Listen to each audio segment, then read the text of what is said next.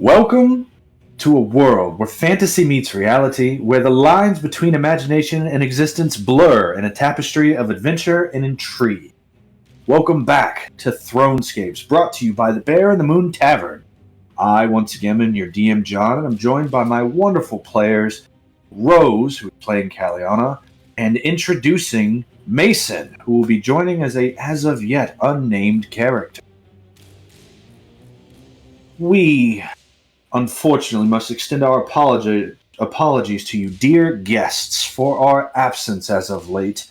Catastrophic technological failures have caused us to have to take a little bit of time off since the last time we saw you, but I assure you it's all been taken care of, and we are more than excited to hop right back into our story. So, as a bit of a recap from last whenever, long enough that I've grown this beard since then, I'll tell you that. Our intrepid heroes, Caius and Kalianna, found themselves, after the day of Favluvian distortions, after the day, Holy Moly Day, as a tactical assault giraffe once called it, the Day of Holes, found themselves locked inside of a dungeon. After adventuring and meeting new friends and losing some old ones, they found their way out of the dungeon, where they discovered that it was the fabled Pandorica, the dungeon, the prison that was never meant to be opened and could only be opened from the inside. They were teleported inside, and when they did, the top of this pyramid blossomed open like a giant flower, and the treasure within flew off into the distance was a man wearing demonic armor, riding a spectral dragon, draconic body connected to a gilded dragon skull that flew off to the north. Then the pyramid began emitting this fog, and within the fog you could hear the shrieks crawling, the claws, the growling, the gnashing of teeth of many undead. As this fog started to spread over the island they found themselves on, they rushed towards a set of temple where they heard voices and smelled food cooking, where they came across a band of orcs who told them that night after night on this island, this fog comes leaking out of the pyramid. And night after night, undead assault over and over until dawn. The party was given very, very short time to prepare for this onslaught, and despite their defenses, despite their formidability, things are looking dire for our dear hero. The weight of the situation weighs upon them. The night draws near. The night draws long. And so, with that, let's enter back into our realm where magic's real, where danger lurks around every corner. Grab your dice, prepare to roll initiative, for the adventure of a lifetime awaits in this thrilling fusion of literature and tabletop gaming. Welcome once again to Thronescapes, Season 1, Captives and Crowd.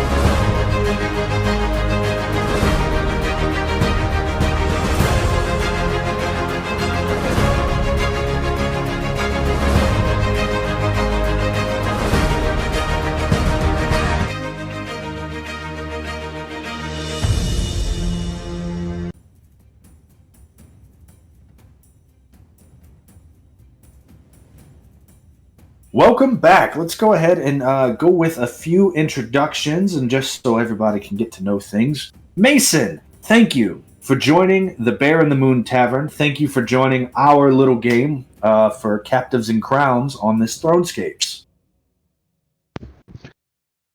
It's honestly, it's always good to be able to play with you guys. I always love playing with you guys, and glad to be here. All right. We're glad to have you. Now, we've heard what happened to Caius and Kalianna and Lavendera the dragon. But with your character,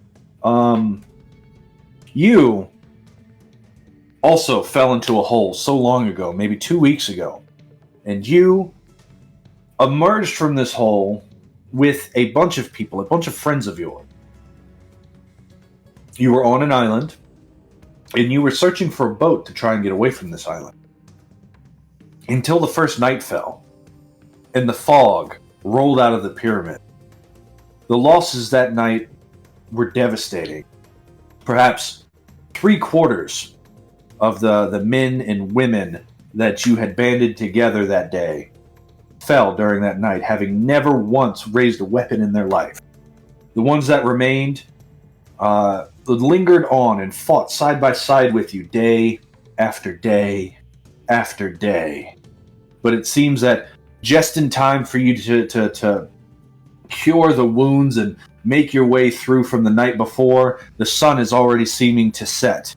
And you've been unable to find your way off this island. On this island, you have noted that there's a large lighthouse on the western side. And in there was a lighthouse keeper. But every time you attempted to make your way towards this lighthouse, you would have to return back to your camp to try and make it to camp before nightfall, not willing to risk losing more of your friend. Eventually, you found yourself and banded together with a large group of orcs. There were maybe 12 of them, all banded together with these groups. And they destroyed you. They waited until the undead had weakened you and drained your resources and health and strength, and then jumped you, stole all of your gear, stole everything you had, killed every member of your party. You were left alive, just barely, just by some spark deep within your chest, and you crawled off into the mists. That was yesterday. Today, you have spent your day resting, waiting to enact your revenge on those treacherous monsters that killed the last of your friends that the undead could not. And you have seen that they have lured in a young man and a young woman with a little girl. You were able to break your bonds just in time to see the little girl grow into a huge scaled dragon. But that didn't save them once the Banshee's call came. And you watched as both the young man and the dragon hit the ground dead at the Banshee's voice. You are currently being chased by 2 of these monsters. Mason, for the first time for Thronescapes, roll initiative.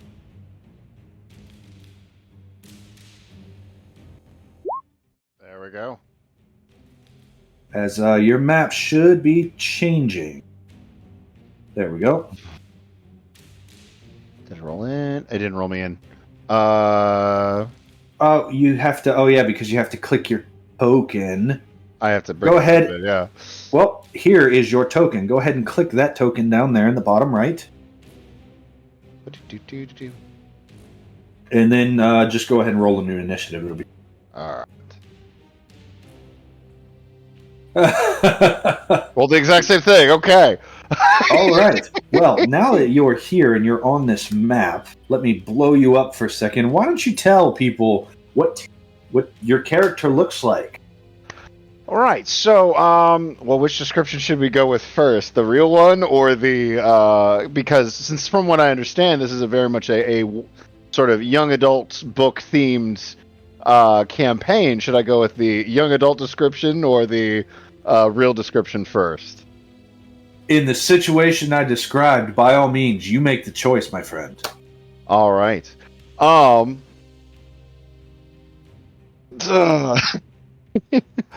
with the dang it. Because the thing is, his novel description is a romance novel description. I wasn't sure how it was coming in, so I'm going to read what I wrote. Why don't you save that for after you get a little cleaned up? Okay.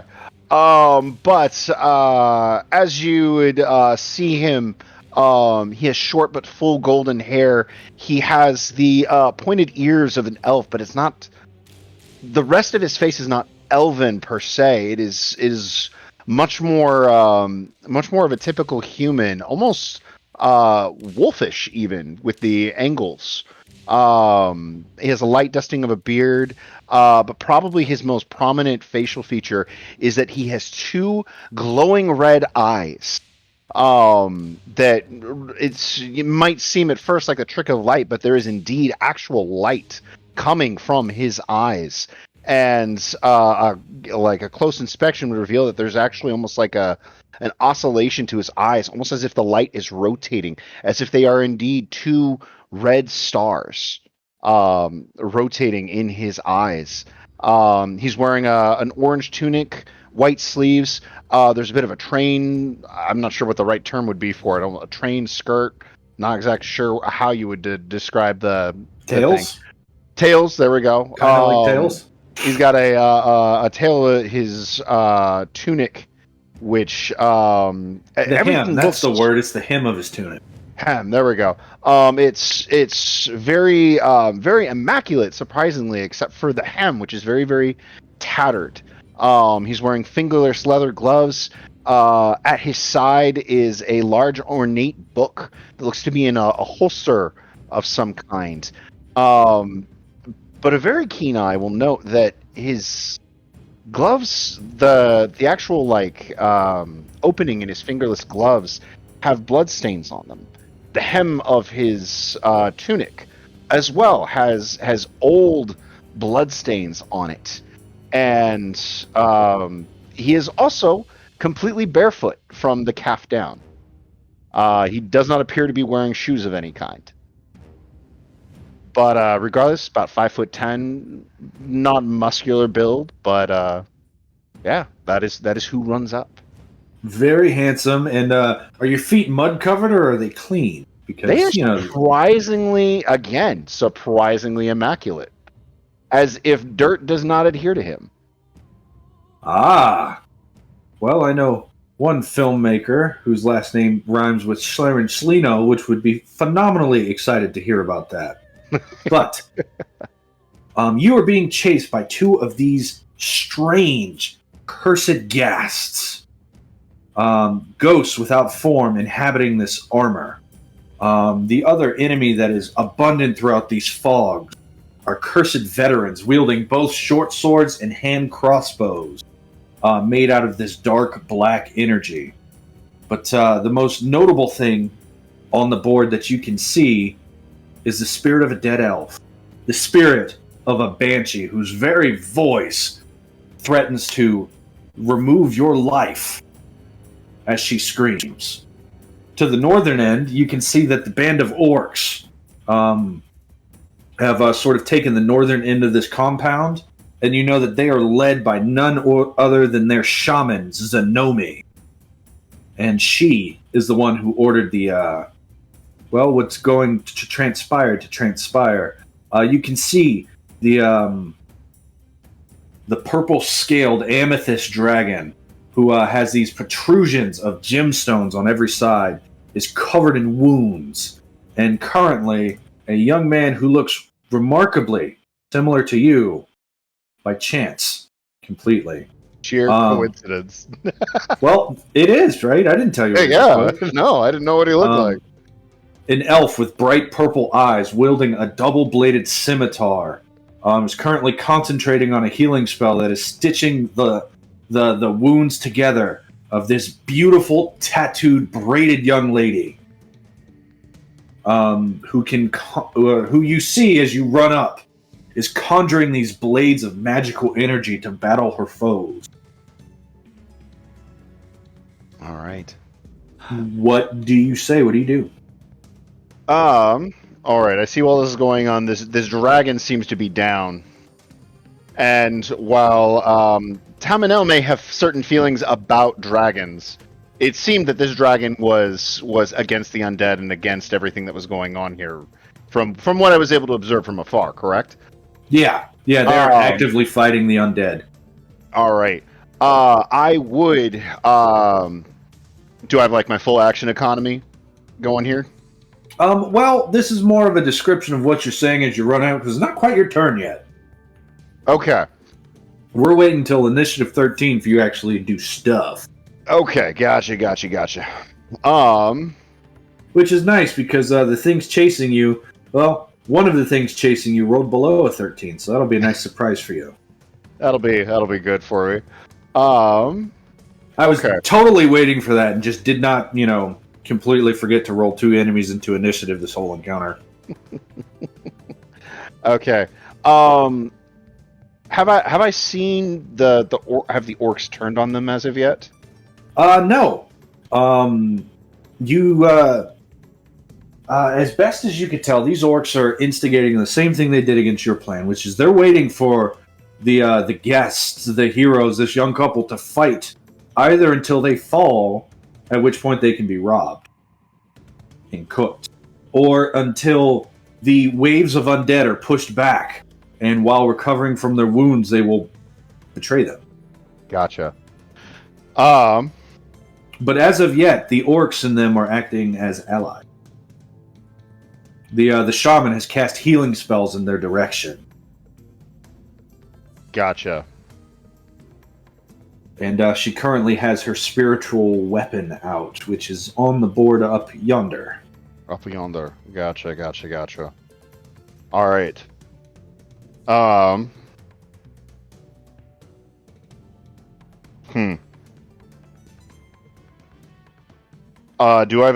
they have a clear line of, do the orcs have a clear line of sight on me? Or, I'm not sure like what the structure is here. These are walls, correct? These are broken down walls. They give 3/4 cover on the other side. These orcs seem preoccupied with battling the undead. Gotcha. They haven't seen you. Okay. At least not today. They've seen you before. They would recognize you as the one who escaped if they laid eyes on you. Gotcha. But they don't see you yet. This is a broken and battered sort of building in the middle of a broken and battered abandoned town that has been mostly reclaimed by the island. I think for right now, Tamanel is not going to say anything as of yet. He's going to be making his approach, but he's not going to try and draw too much attention right now, lest the orcs try and take advantage of a distraction to try and take out these strangers who I've encountered before I can even do anything. I want to get in there first to be able to help these people against these obvious these sinners who would dare take advantage of people in need. All right. Kalianna, at the start of your turn, Healing Spirit ticks. And you would regain 8 points of health. It is the top of the round. What would you like to do? So, my nomadic anchor is gone. Because I believe I got knocked unconscious, didn't I? Which is why I was so low in health. Okay, because my nomadic anchor is gone. Actually, no, I'm sorry. That's what that Healing Spirit is. Right. Okay, so that's my nomadic anchor. You don't regain health. I'm sorry, that's my Healing Spirit token. Okay, so that's my nomadic anchor. We made that your nomadic anchor, yeah. Is Cloak of Air gone? I think it's gone. Yes. Okay. Yeah, you lost concentration. That's fine. Bonus action Cloak of Air again. All right. Ow. And then action. And let's see. We say Psionic Restoration is an immortal discipline, so I would get healing from casting it, which I am going to do as an action. Okay. So as a bonus action, What does your cloak of air look like? Give us a cinematic description Oh gosh. for our readers at home. Or would you like me to do it? I think I remember. I like your descriptions better, but I think I remember last time I described it as like a vortex almost.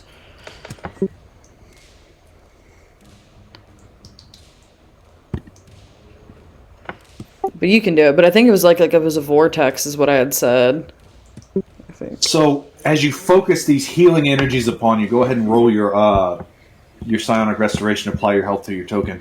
But as you focus on stitching your wounds back together with the psychic power deep within you, your tattoos flare and glow purple, and with a wave of your hand, the very air around you starts to spin like a vortex, 16, surrounding 15. you. Surrounding your chest, you can hear the whipping winds as your braid starts flying everywhere. As mage would cover themselves with mage armor, you have cloaked yourself with the very air around you. I'm also level 3, so I would get temp, right? Yes. Yes, your subclass ability grants you temp at the start of every turn. Perfect.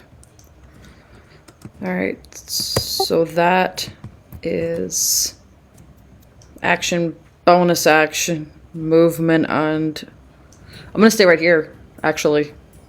I'm pretty happy. I'm pretty surrounded. I'm pretty happy. Okay. Let's see.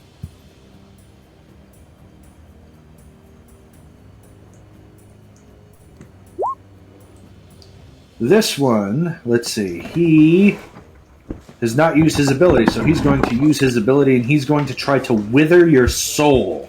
I need you to make a Constitution saving throw.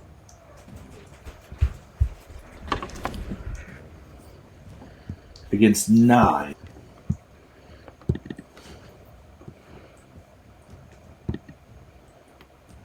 $13. All right, let's see. It is a 13, so instead of 9, you'll take 4 necrotic, and your hit point maximum is not lowered by the amount of damage you take. Okay. As this thing just sort of reaches out and opens its mouth, and you feel the life force get yanked out of you. This blue ethereal mist gets sucked into this thing. That is... So I would have 2 remaining for my temp? Is that right? I guess. I haven't looked at your temp. Okay, hold on. Then with the rest of his multi-attack, he lashes out at Lavendera with a 17 to hit Lavendera for 10 slashing. I would like to use a reaction, if I may. Absolutely. I would like to cast Silvery Barbs. So you have to re-roll that and use the lower roll. As yes. Nat 1. So tell me what Tamaniel's Silvery Barb looks like. So, I didn't get this far in my character building.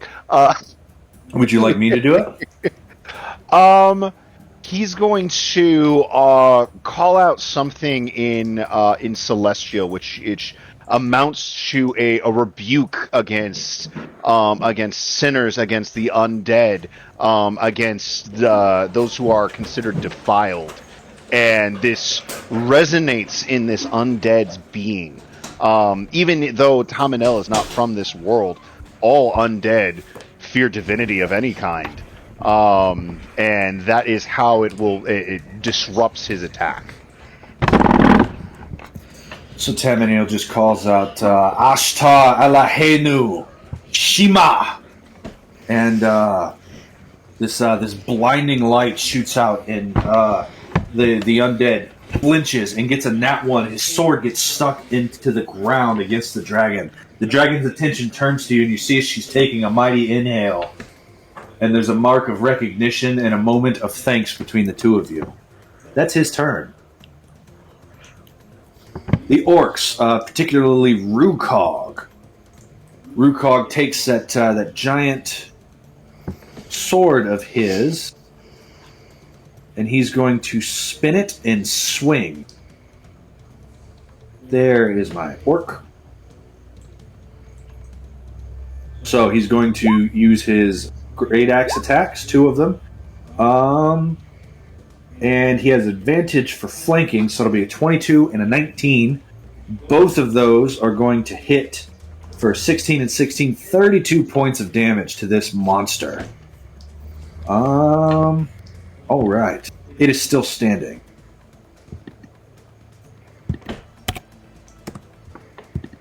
This cursed gas, let's find where he is. Cursed gas number 17 is chasing you. So cursed gas number 17 will run up to you and use his multi-attack to attack you with a bite and a claw.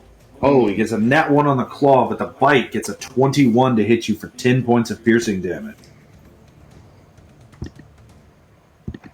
Noted.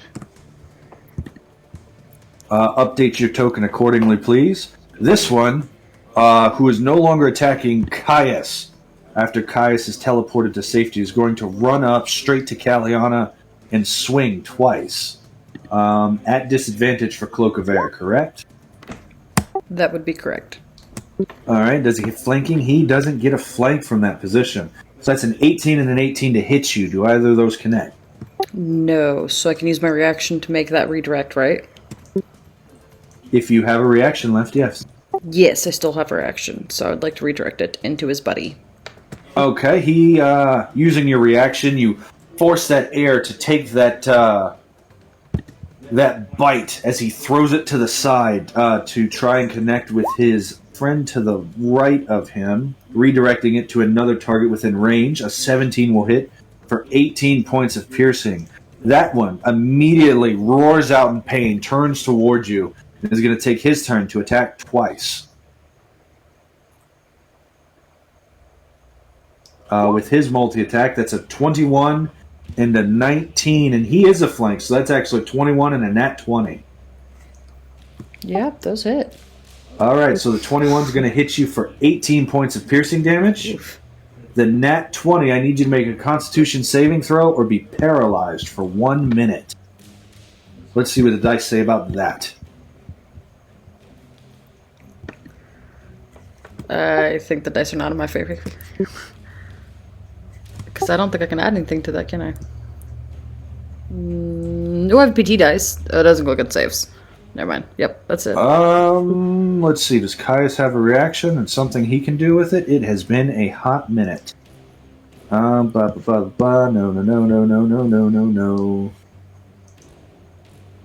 I could silvery barbs and make you take the lower. How's that sound? I mean, I would still fail either way, so... Unfortunately, you roll a 10, but you're not paralyzed. Because DC's 10, according to that notes. I forgot what the other half of my silvery barbs, which is that I choose a different creature I can see within range, and give them advantage on their next attack roll, ability check, or saving throw.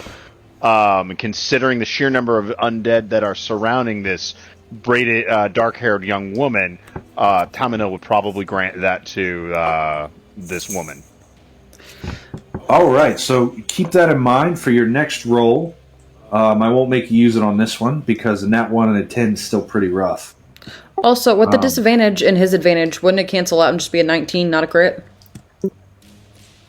That's correct. It would be a 19. Oh, thank the gods, because that was going to hurt. New character, guys. Give me that. All right, what is your current health at? Is it affected on the token correctly? It should be, yes. Cool. All right. So. Yep, I had forgotten about that, and I apologize. But the 21 would hit. So then, after that, the orc will go. He's going to step up. He's going to swing twice with an 18 and a nat 20 for 9 and then 27. That will be enough to end this one. And then with the rest of his movement, he's going to step back in a protective stance around this corner. Cursed Gas, number 16. And number 16. This one is going to Turn and immediately multi-attack Caius. Bloop bloop with a bite and a claw. A 13 will miss. A 24 would hit. Caius is going to use his reaction for Defensive Duelist, the improved version of that. Let me throw that up there because it has been a hot minute, just in case anyone's forgotten the superior version of Defensive Duelist that Laser Llama has produced that we love here. Whenever a creature you can see hits you with a melee attack while you're wielding a finesse weapon you're proficient with, you can add your dexterity modifier to your armor class. If this bonus would cause the attack to miss, you can immediately make an attack with that weapon against the attacker as part of the same reaction. Fantastic rework to a mediocre feat that's now a great feat. Let's see, Caius does not have advantage because it is not flanking.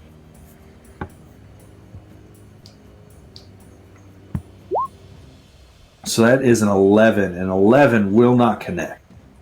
But it still misses, so Caius does not take 12 points of damage and maybe get paralyzed. This one is going to run up and attack the first target, which is also Kalianna. So 2 attacks at disadvantage. We have an 11 and a 16 to hit Kalianna. Both miss. That brings us to Tamaniel. Tamaniel the Blameless. This thing has run up to you. You can see the board and everything, right? Yeah, I think I set your got dark everything vision up set. correctly. Yeah, Fantastic. it basically just covers everything anyway. So, this guy is right up on top of me. I am going to Tamanel's still focused on this injured dragon. So Tamanel is going to bonus action Starlight Step, which is not to be confused with the spell because it's completely different. Absolutely.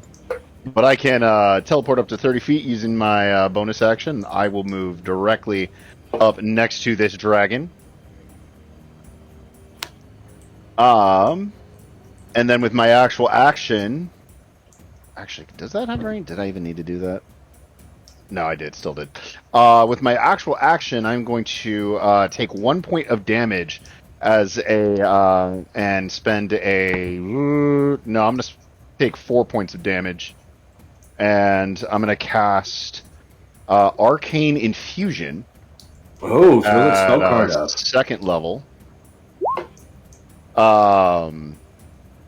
So she is going to heal a D6, 2D6, plus... Oh, neat. My intelligence modifier. Okay, so she heals 10. Nice. If she has any hit dice she is missing, she regains 5. And you triple her health. Yep. And as I sort of appear next to her, very gently kind of kneels down and says, "Do not fear. Today is not the day that you pass into the veil." As a little slit will appear on his finger, some of his blood will leak out, and then it will begin to glow, and as it ignites, almost this like wispy trail of light travels over to her and begins to heal her wounds. That's cool. Nice. That's pretty cool. Well said. And that is going to be my turn. Alright, this beastie. Let's see. She's already used her once-a-day ability. She's already used her 3-a-day ability. So all she's got is Horrifying Visage. And the Corrupting Touch. So she's going to roll up. She's actually going to move through the wall. And go up to Caius. Actually, what is her speed? Let's double check her speed.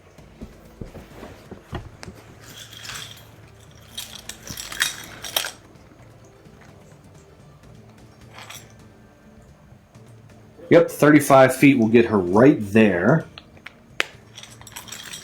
And at advantage for flanking, she will try and take Caius out.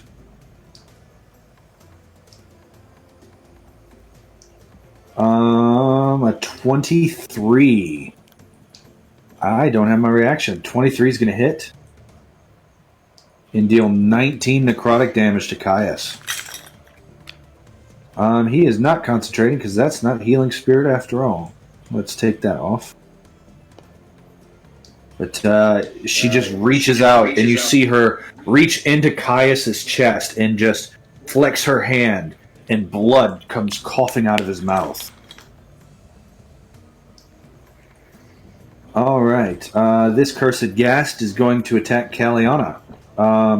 No advantage for flanking, so it's at disadvantage because of Cloak of Air. 19 and 17. As he lashes out with a bite and a claw, you see the weapons get redirected to the side by this vortex surrounding her. This one died. This one, seeing that you are gone, is going to chase after you with his 30 feet of speed. 5, 10, 15, 20, 25, 30. And it will dash to get up to you. Just enough to ruin its day. This orc is going to step up to here and close ranks and wait. Let's see, does he recharge his terrifying ability? He does not, so this cursed veteran is going to look around, and he's going to swing and shoot. At disadvantage, this shot is. So that's an 11 to shoot the dragon in melee, which misses. It's a 20 to hit the dragon with the blade, leeching away most of the life that you just gave to her. But you know offhand that had you not, she would be down now.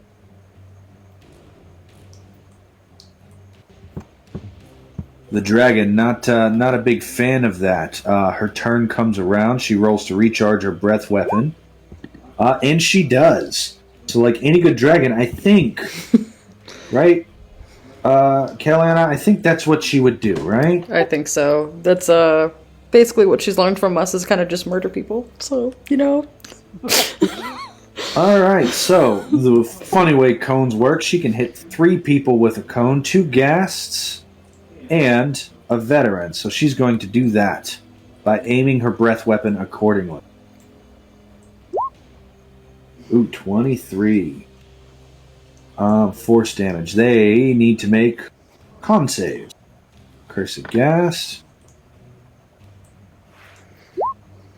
Fail and a pass. Cursed veteran. Pass for half. So one takes 23 points of force damage. And the others will take 11 points of force damage.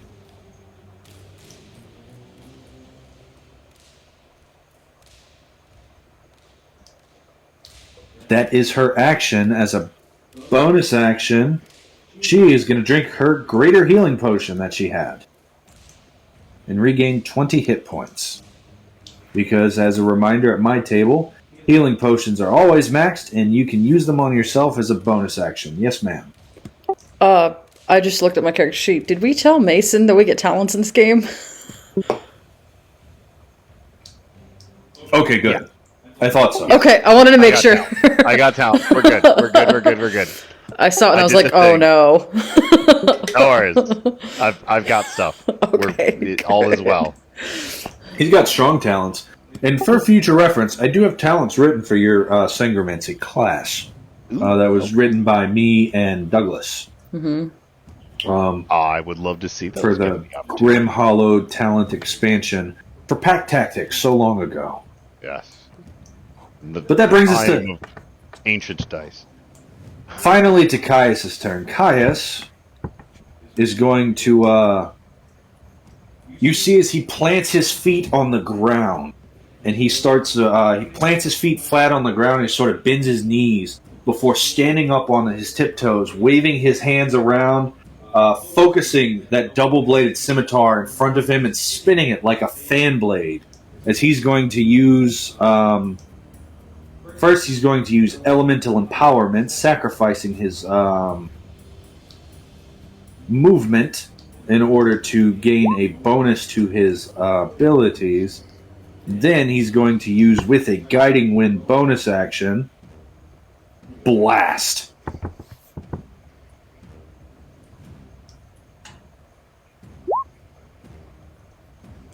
And since he has Savage Attacker,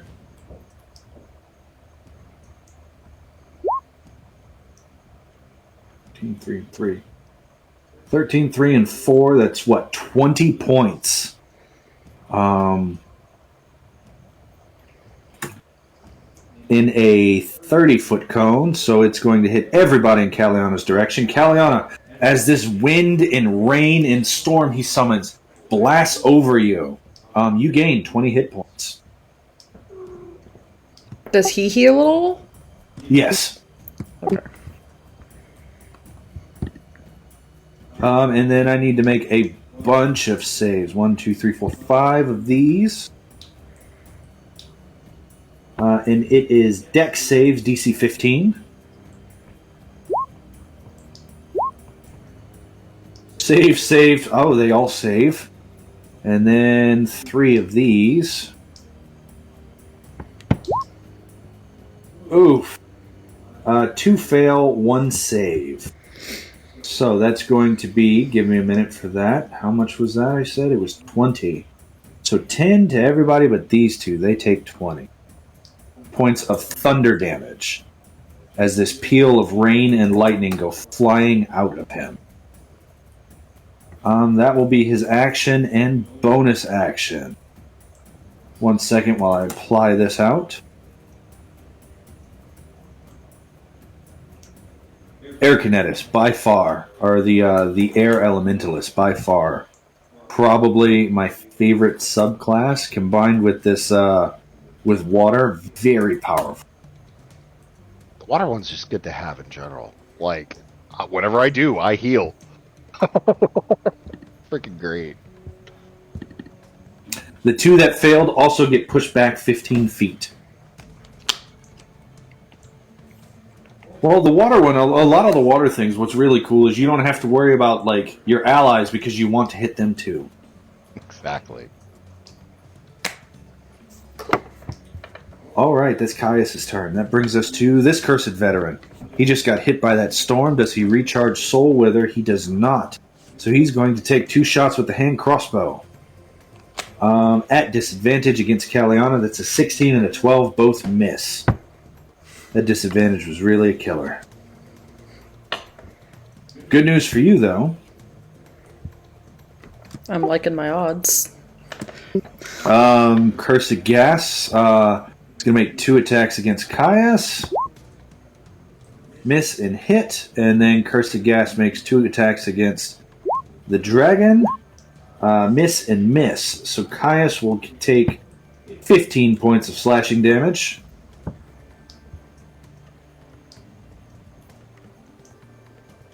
Let's see. Minus 15 points. And needs to make a save against paralyzation.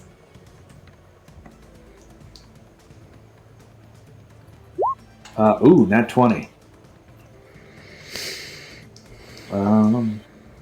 So after he focuses this blast of air, since he's focused in towards his left, this gas directly to the right of him takes a swipe and is able to get a hold of him. But he, even as the venom courses through his veins, he's able to stay mobile and stay lithe. Zenomi is going to use a bonus action and move this spiritual weapon, the Orc Shaman, and then she's going to turn around and she's going to cast a Sacred Flame, still not seeing you.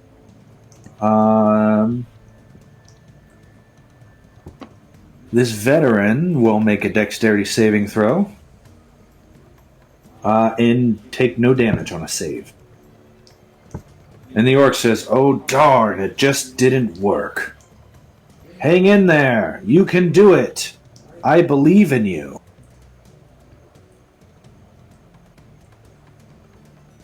5, 10, 15, 20, 25, 30.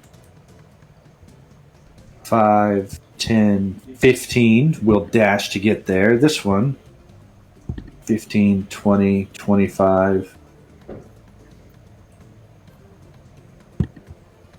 30. 5, 10, 15, 20, 25 to dash there. You don't have reach, do you, Kalianna? No, not unless I spend an exploit for lunging attack. Gotcha. Yeah, you can't do that as a reaction. Yadva! I have a dagger, but I can't throw that, can I? No. Okay. You can't throw things for that. Yadva. Yadva is going to throw 2 javelins. This great one-armed orc, who looks incredibly strong, throws 2 javelin, and will do 10 and 10 points of piercing to this ghast over here before moving back to reinforce their position.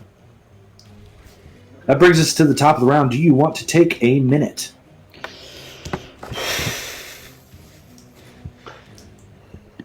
What are you thinking? I mean, there's a lot of enemies by us. I wish I had an AoE. I'm gonna try to take out this banshee. I do have AoEs, but, okay. Because she's I'm kind of a going- pain. Gotcha. I'm probably going to be giving myself and the dragon a little bit of advantage here, coming up here. Though Caius might be a little bit disadvantaged unless he moves a little bit farther away. I can move him into this corner here. If I move this way, I will probably get surrounded. It'll keep Kalianna from flying. I plan on casting darkness. Oh. I will move and go back to back with Kalianna. I do have an AoE blast. So I am going to use that AoE blast on these 3 people and these 2 people. And also, just as a point of just to ensure that I'm not metagaming, John, I would, from my own past experiences, have enough knowledge to know that a dragon would have blind sight, correct? Sure. Okay. Then yeah, I'm going to cast some darkness, give us a little bit of advantage over here in our corner. We should be able to operate pretty well. That's really together. funny because she was going to use her ever-smoking bottle on this turn. Same effect. But darkness works. In that case, that frees her up to do some of her stuff. Fantastic. Yep. Sounds like a plan. Kalianna.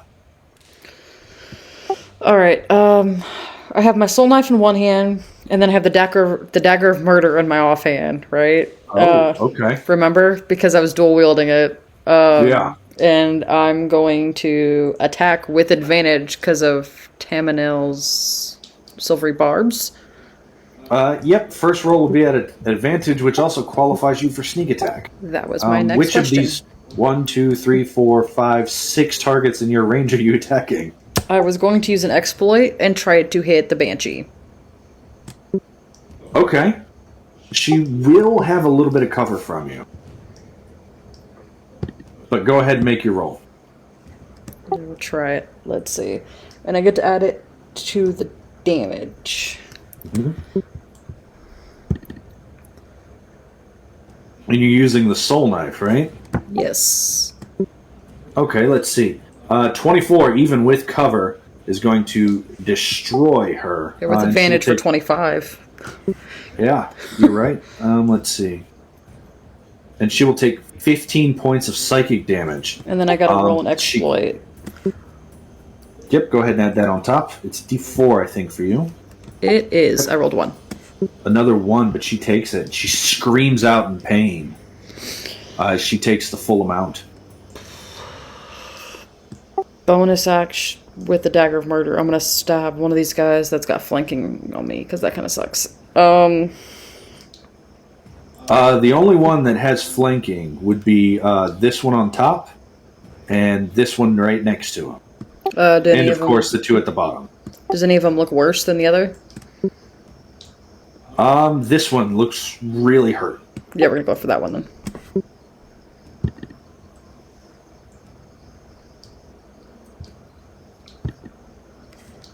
19 to hit. 19 to hit the cursed gas will absolutely hit. They have an armor class of 13. And it should be 2, because I don't add my modifier to it, because I don't have that 1 feet. Okay, so he takes 2 magical piercing damage. Yes. All right, anything further? I get 5 temp on the start of my turn. All right, add that to the blue ball, or the blue circle on your sheet. Or not your sheet, your token. Yep, that'll be my turn, though. I'm still concentrating, but I get my reaction back. You do. He does not recharge, so he is going to try to stab the dragon twice.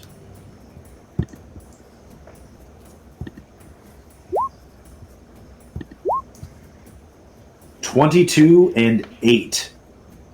So 22 will connect for 6 points of slashing to the dragon. Does she have any reactions? She has shield.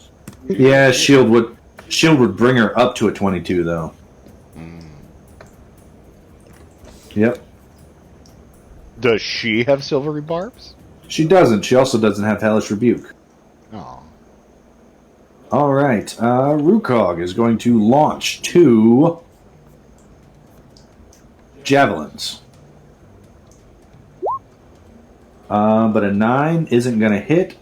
A 19 will hit this guy for 10 points of piercing, though he seems resistant.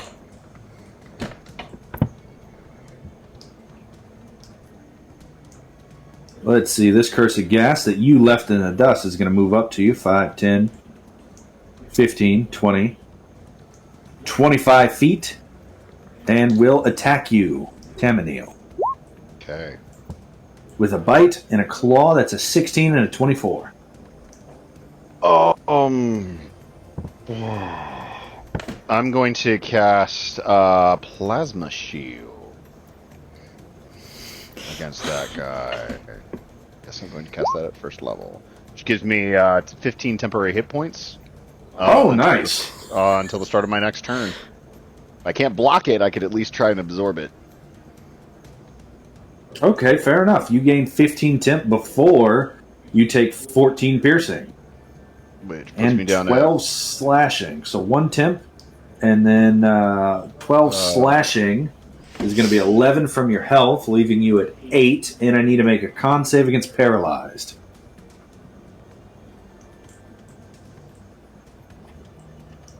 Okay, Constitution saving throw. 21. You save, you are not paralyzed.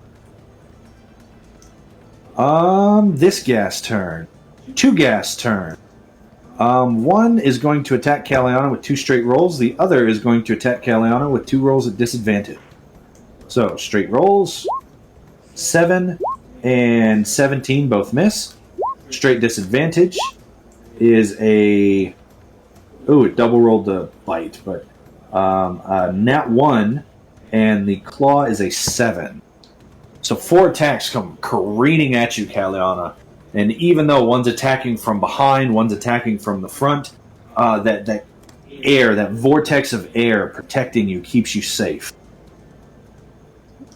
I would like to redirect one of those. Oh, pick one. The last guy. Okay.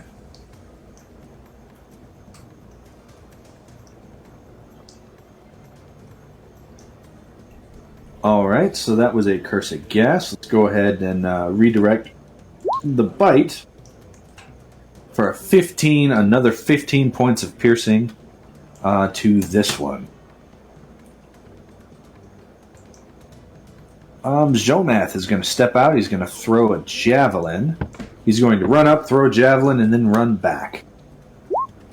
A 25 is going to hit for 3 points of damage to one of these. Let's see, he'd probably hit this one. Once again, the attack sticks, but it doesn't seem to take full damage from it. This one is going to attack Kalianna. Straight roll for flanking. Let's test your Namaker. Let's see if you truly are immortal. With a 19 and a 13. Miss. All right. And then Gas 16 Part 2 is going to attack you at disadvantage.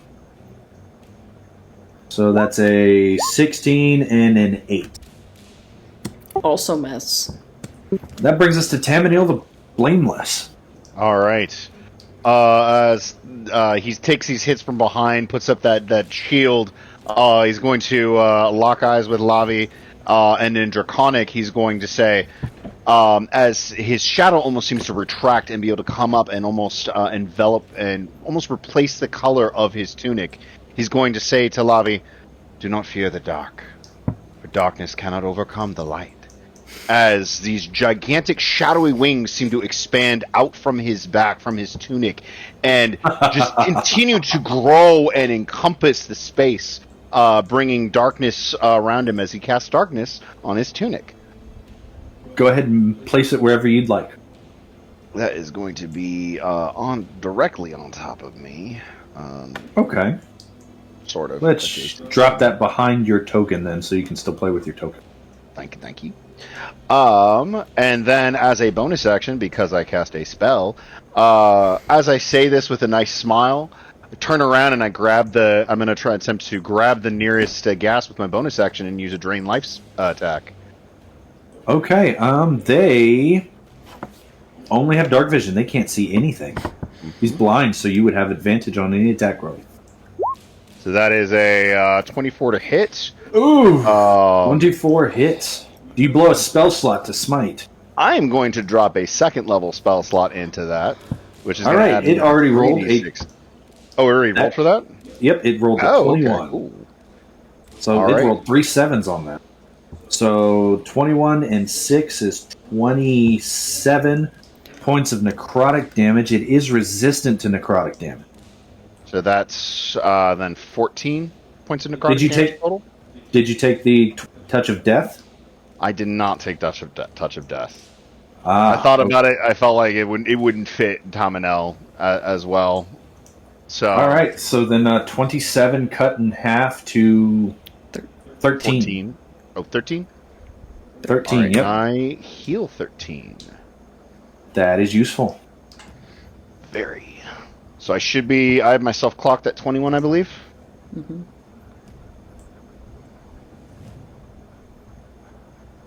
Yep, that sounds right to me. All right. And I'm going to chill there. I can't really go anywhere. Let me move this darkness just a tick, because it's still showing above your thing, even though it's not supposed to. There we go. Now we can access both tokens. And we both know what spaces are covered. Strong turn. These things are all blind, as is me. And the Banshee. The Banshee is probably blind? Question mark? Yeah, I think it is. She's on that lower corner, that lower edge of it. Oh, I'm just seeing if she's immune to darkness or if she can see through this, but she can't. So she's going to step out and through. Yeah, she can't see you. She can't see him.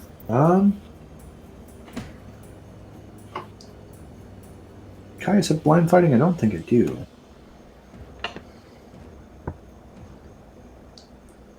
No, he has Great Weapon Master. So, instead, it will the extra fighting style.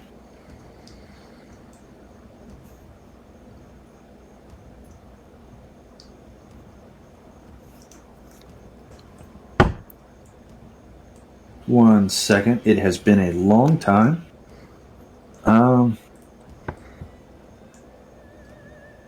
Knowing you probably gave him tunnel fighting. That's what I was thinking. I think it was tunnel fighting. I don't think you would not give him tunnel fighting. That's what I was thinking. I would think it was tunnel fighting. Yeah, just not yet though. Yep, I didn't take extra fighting style yet. That comes at level 3 or level 6. Yep. Yeah, I definitely aim for tunnel fighting every chance I get with him.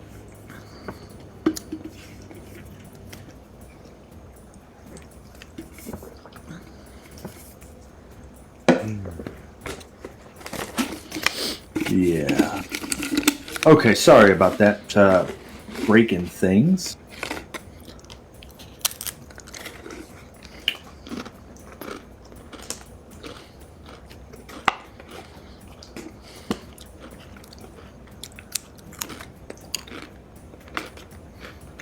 Yeah, okay. No, yeah, it is tunnel fighting. He's got tunnel fighting and great weapon mastery. He doesn't have blindside. Alright, so that's what I was looking for. So the Banshee is going to move. She's going to move to...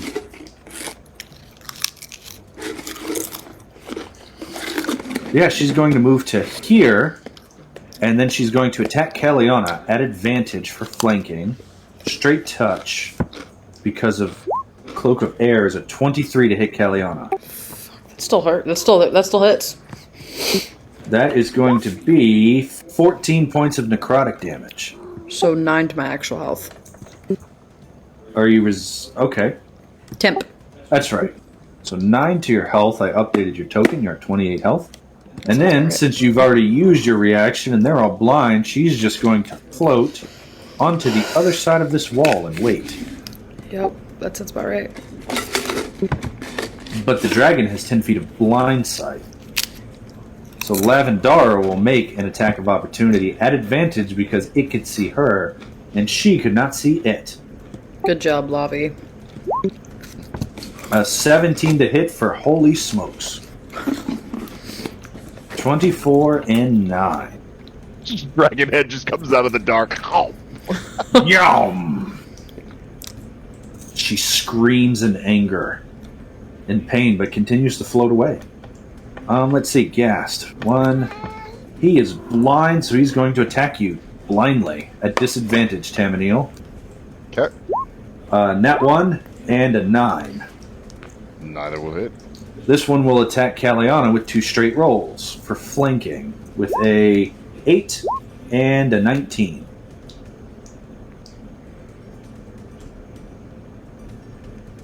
Both will miss. Okay. Let's see. This veteran, does he recharge his ability? There we go. I'm starting to get back in the hang of things. Do they do a 5 and a 6? They do. So he's going to Soul Wither. And where's it? Which veteran is it? Yeah, he's... Oh, it can't see anything. Can see. Yeah, so he's going to step out and see Kalianna. So it's going to be... Yeah, it's going to be Kalianna that makes that con save. Yeah. Actually, he has a straighter sight on the orcs, so he's going to go after the orcs. So yeah, the orc will make the save. Good, they're good at those. Con save. 16, so he will take 5 necrotic. Fifi. He would have aimed at the one to the left.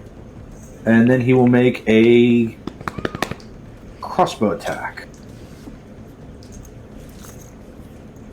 A hand crossbow. With a 26 for another 7 to that orc, who is now angry. Lavi recharges her reaction, and on her turn, she will...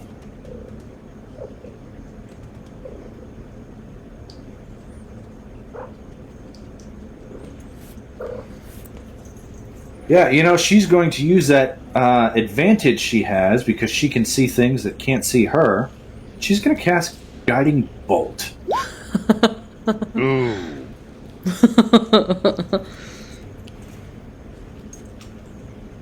Let's see. Yeah, they are not vulnerable to the radiant, but it will take the full damage for 10 points of radiant damage.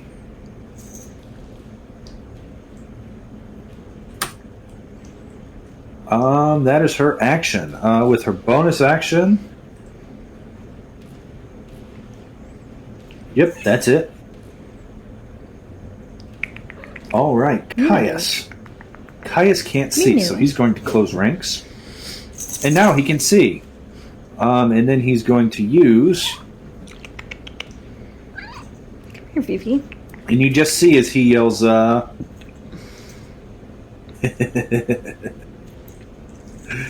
Kalianna, he just yells, banished. He yells, "Banish!" Well, he just says "banished" and raves his arm straight up. And when he does, these two have to make... Oh, they're blind. They automatically fail strength saves. So you see, Temenio, you see two of these monsters just get launched straight up into the air. 20 feet higher. So that's 2d6 extra. So they will take 10 and 9 is 19, 19 and 8 is 27 points of damage on a fail.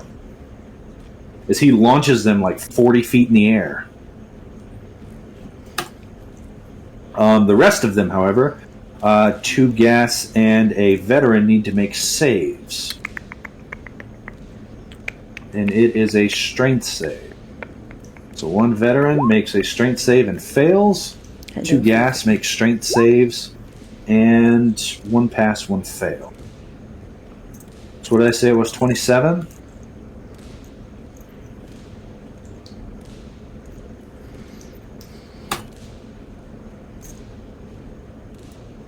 Yep, and even though he saves, that's enough. This one dies.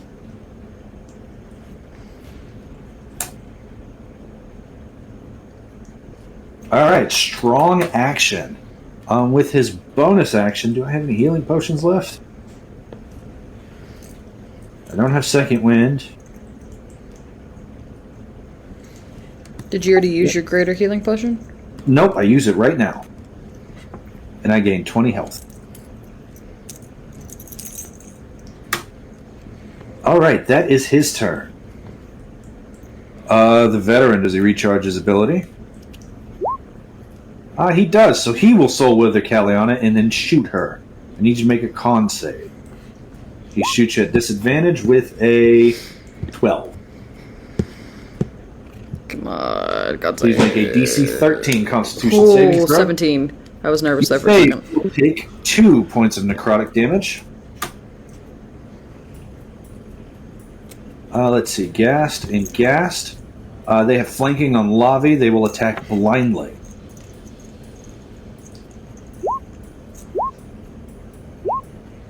Let's see here. 7, miss. Nat 1, miss. 19 and 21 both hit. Lavi will shield out of that.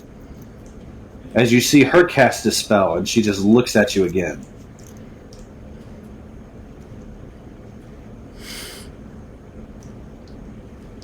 Zenomi will use the kindred spirit. You know, when a dragon smiles, it's never easy to tell what if it means, hey, we're friends, or hey, I'm going to eat you next. I found a snack.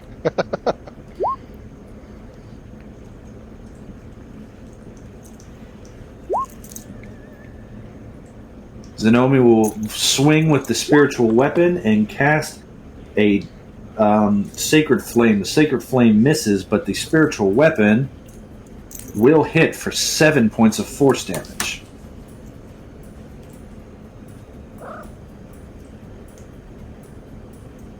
Let's see, 2 cursed veterans. They're both going to see if they recharge their abilities. They do not. So, 1 is going to move away from Lavi towards the enemies it can see. And fire twice. Ooh, gets a critical hit with the first swing. And misses with the second. We'll do 12 points of piercing to the orc. Yep. And then this one next to Kalianna is going to swing out at Kalianna twice. At, let's see. He has flanking, so straight rolls. You ready, Kalianna?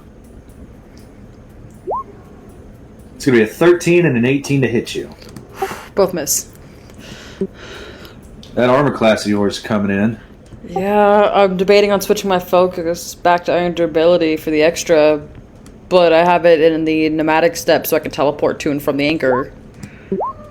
But I'm kind of in a wall surrounded right now, so I don't know if pneumatic anchor is really good right now because I'm sitting on it. Yeah, makes sense. Well, it's the top of the round. Do you want to take your minute or do you want to go for it? My plan's pretty much the same. Keep killing until I'm not surrounded. Conduct violence, yeah. Yeah, yep, violence until violence isn't the answer. Caius is going to move around and do flanking. Whenever his turn comes around, because he benefits from that a whole bunch with Elven Accuracy. So do I, because sneak attack, but... I think Lavi and myself should be able to take advantage of the darkness and just be able to attack, pound these guys into the ground. Yeah, that's definitely going to help her a ton.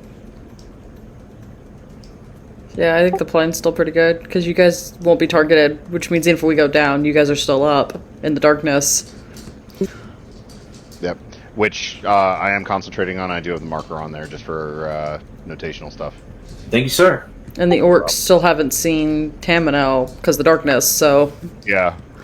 I don't know how much they've been able to see of my expansive skill set.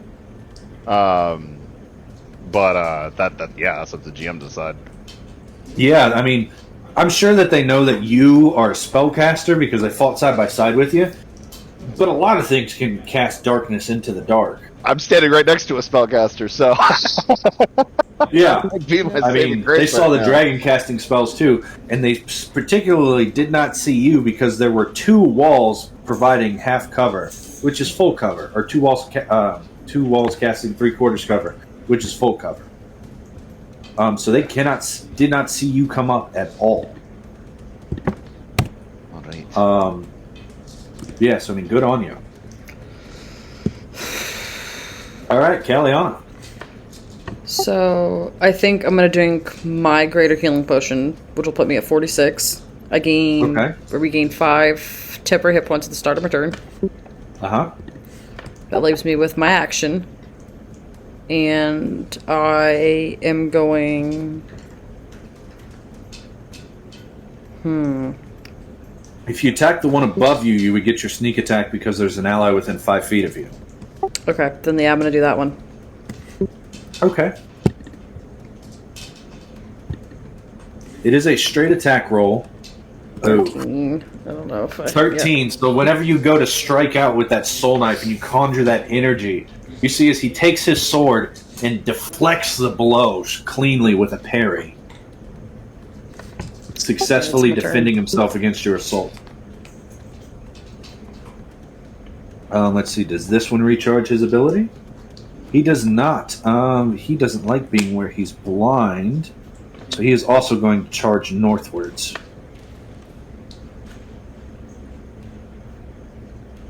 Yep, he's going to go to there, and he's going to shoot twice. Oof! He's going to crit, and he's going to hit. Rukog is not looking good with taking 12 plus 8, 20 points of damage. Oh, it's him. I'm okay with that. I'm sorry, Yadba. But Rukog, the giant one-armed orc, is going to take this opportunity. He's going to run up into flanking and attack twice. Hard as he can. Blam, blam. 22 hits, 16 will barely hit. He will do 19 points of damage.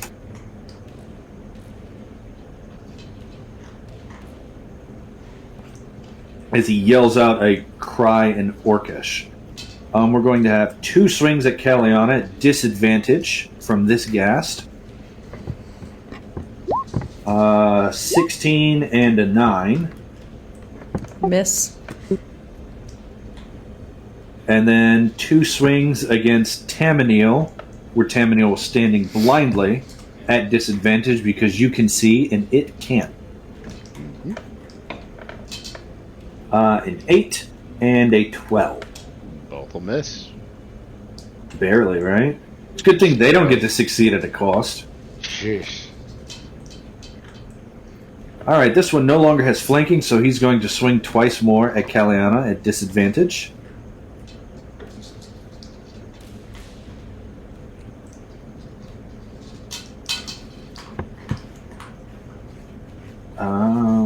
Did it roll? I don't think it rolled. I don't think so.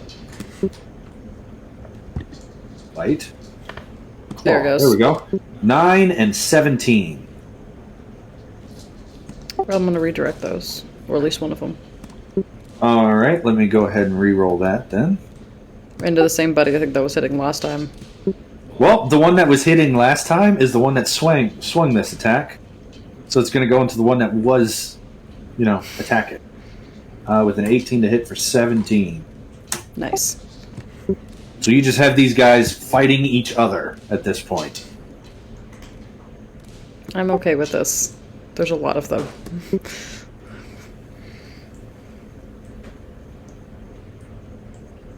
This orc moves into flanking here. And we'll make 2 great axe attacks. A 25 and a 17 will both hit for 15 and 12.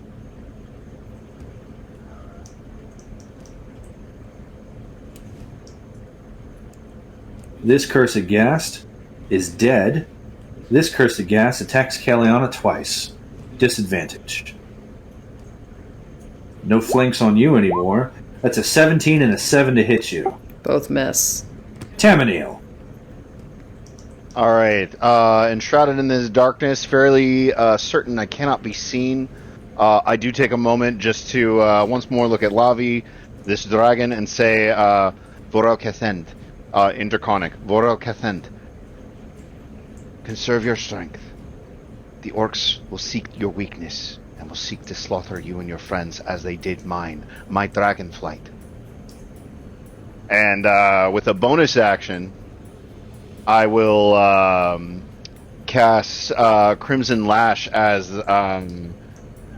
blood is going to come out from the fingers of my gloves and then congeal around my hand almost in a amorphous gel, and then lash out as a whip as I will once again turn around and I will lash out with my attack action now against the guy who I was just fighting. Which All right. It's the bottom one. Go ahead and roll at advantage. Take your +2 cinematic bonus.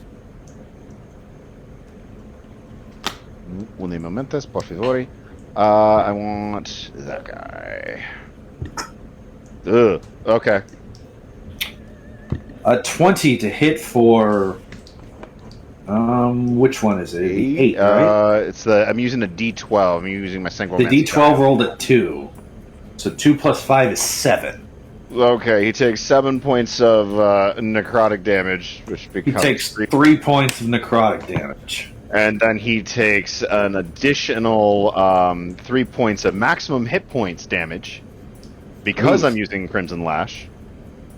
And then, thanks to my supernatural gift of Blighter, he also takes half the necrotic damage I inflicted as additional maximum hit point damage. So he takes, that'd be another 1 point of necrotic damage, or 1 point of damage to his maximum hit dice. Yeah. This is a great feat to combo with this spell. Yeah, it is. Okay. Yeah, I mean, poof, man. So he takes, by combining those two things, he takes an equal amount of max, his hit point max is lowered by the same amount of damage that you dealt. Yep. Because he gets half from one effect, and then half from another effect. Mm-hmm. Oof. All right. Anything else? That's my action. That was my bonus action as well, because it's Crimson Lash to summon. Thankfully, Crimson Lash is not a concentration spell. Nice. That is up for 10 minutes, and that's going to be turn. All right. She rolls up. She goes to attack, and she misses. Let's see. 1. All right. 2 attacks. They're straight rolls against Kalianna for flanking. That's a 12 and a 22. 22 will hit. Go ahead and make me a DC 10 con save as you take 9 points of slashing damage. So 4 to my health.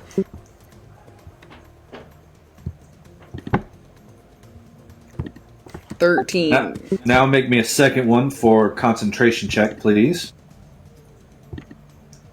23. Yep, you hold on to that Cloak of Air this time. 2 attacks against Tamaniel at disadvantage. We have a 10 and a nat 1.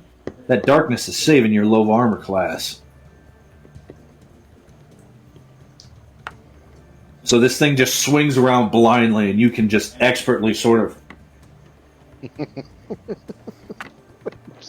Step out of the way. Step out of the way.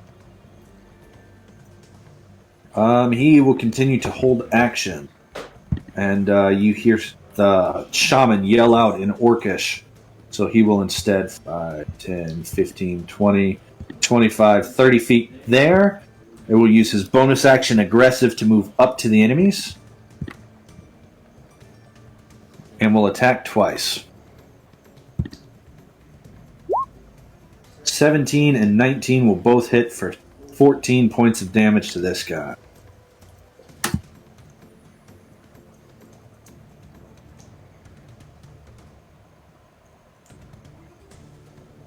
Does he recharge his nasty ability, this veteran?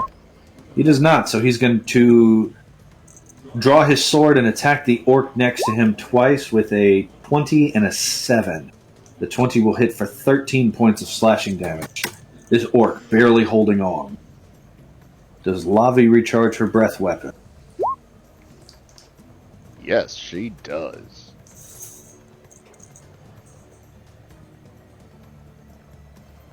Yeah, so she's just going to sort of reach out over you and hit those two next to you with the breath weapon. Breathing over the top of your head, because cones are three-dimensional objects. Kaminel still sort of, as he's turning to feet these things, he, I guess, feels that presence over his shoulder, kind of leans back instinctively. Alright, so one will pass, one will fail against 21 points of force damage.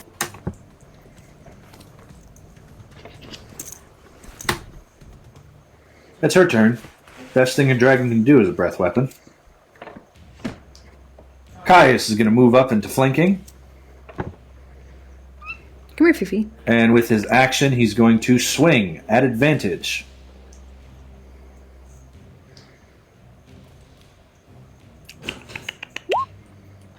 Come here. 22 will hit for 21 points of damage. He will then take his bonus action and swing a second time. Because of the special ability of that weapon. And holy crap, crit.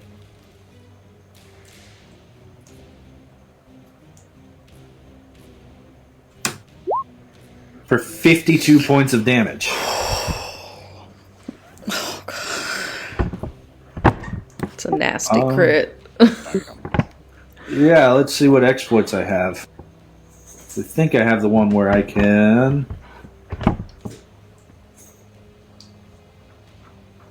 Yep. I'm going to add an exploit to that.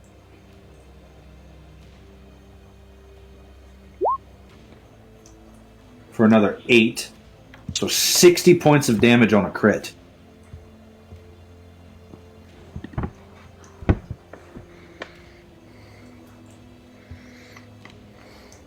And that whirlwind will take both of those out.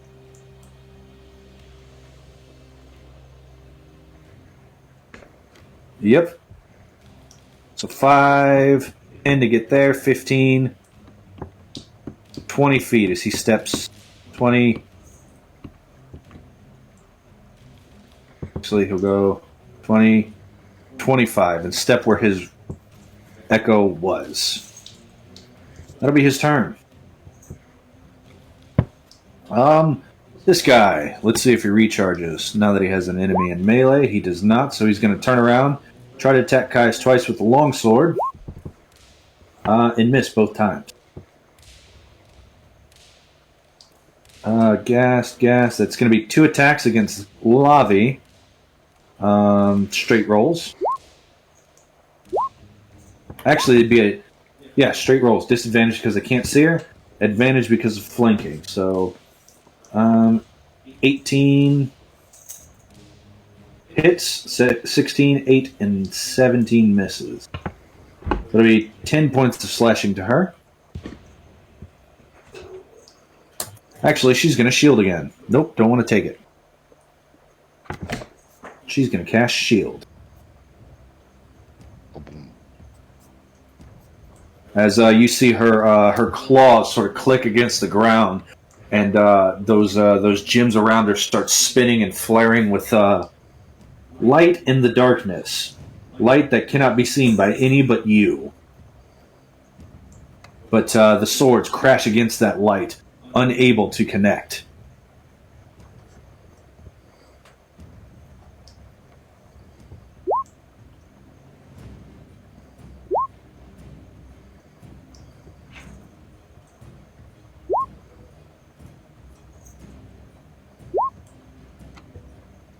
All right, this time Zanomi, she slams out with her spiritual weapon, not able to connect with a 12 to hit, but the very same one takes 3 points of radiant damage as it is unable to dodge the bolt of light that comes from her one-eyed holy symbol. This guy is no longer a problem, but this guy is. He's going to recharge his ability. Let's see. A 4 will not hit, so he's going to attack the orc in front of him with his longsword twice, with an 11 and a 16, missing both times, bouncing off of Yadba's great and strong pecs, his unarmored defense. Yadba responds, taking the nub and hitting this guy across the face with the nub of his missing arm, before raising that great axe in his hand and slamming down twice, at advantage for flanking. 15 and a 20. 15 will... the first swing slams down against this thing's armor, and it's able to sort of parry most of the blow, but as he comes back around with a second swing, he's going to connect with 9 points of slashing damage.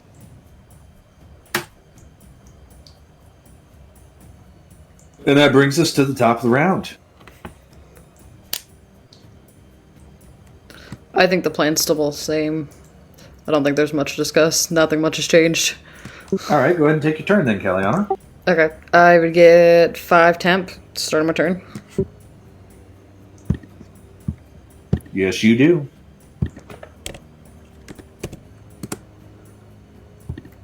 And then, because I'm still focused, and the nomadic step discipline, I get to, as a bonus action, teleport 10 feet.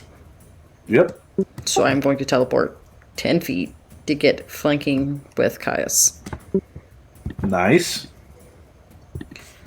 At which point, I'm going to attack the one I have flanked with advantage. Okay. With my Makes soul sense. knife. Go ahead and roll at advantage and give us a sneak attack.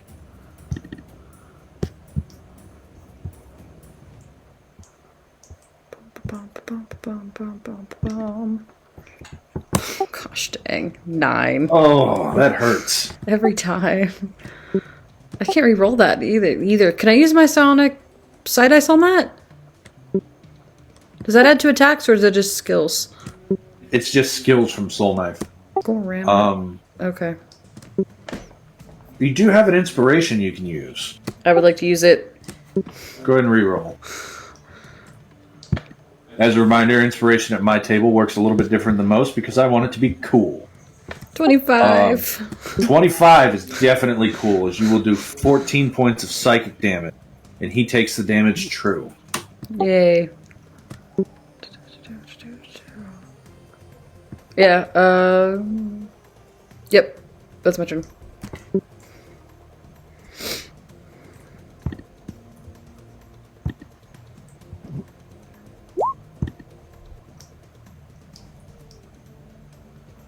The battle rages on towards the north.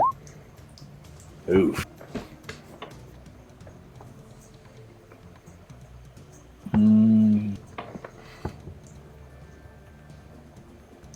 Yep. As this orc gets stabbed through, and he chooses to die hard. As he will not fall, too angry to die. Rukog, seeing that his comrade, Murab, is near death, is going to go into a great rage and swing wildly. Apparently, with a 21 and a 22 to hit, for 21 total points of damage. These guys are just chipping each other down.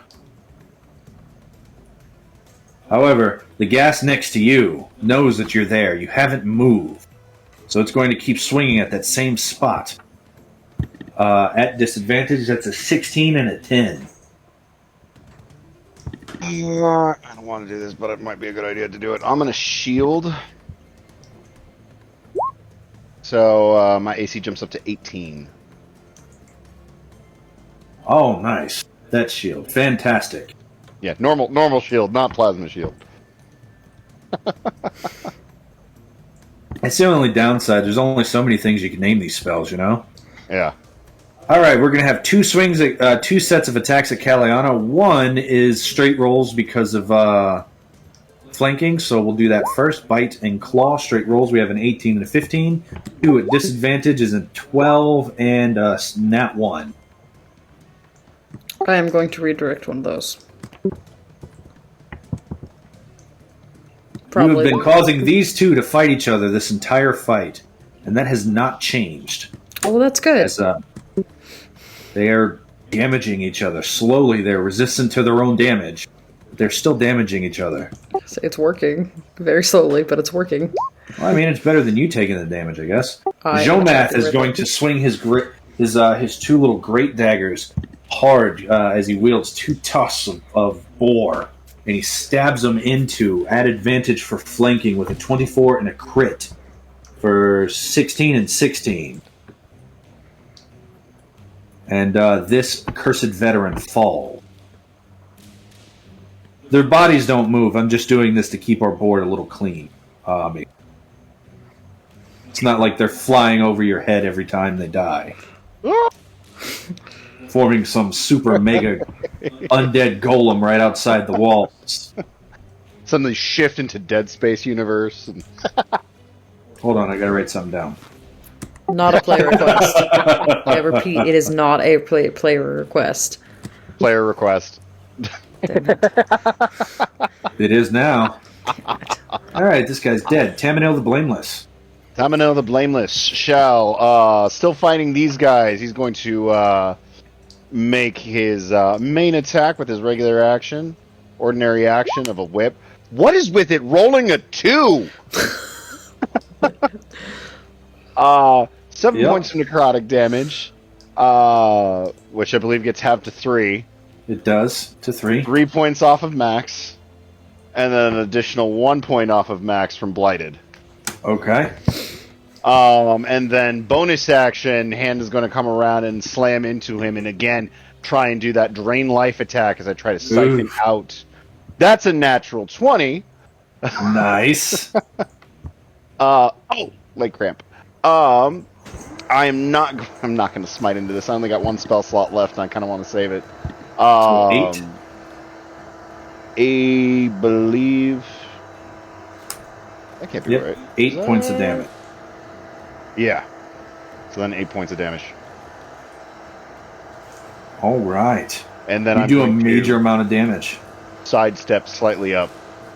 And the darkness comes with me because I attach that to my cloak. Nice.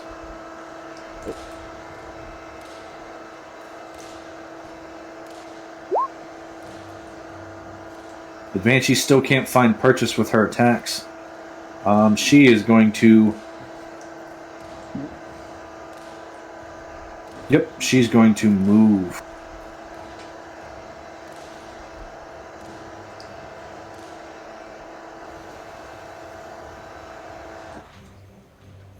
Into your darkness.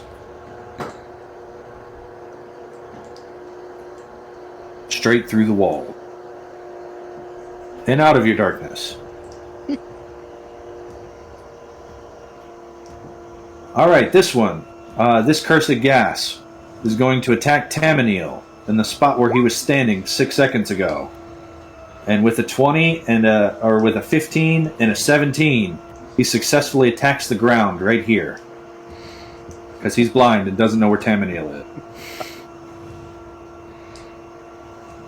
And it's surprisingly easier to be stealthy when you're barefoot. 2 attacks at disadvantage against Kalianna. We have a 9 and a nat 1 again. Yay. Disadvantage really changing the tide of this battle. Murab, who's at 1 hit point, is going to disengage.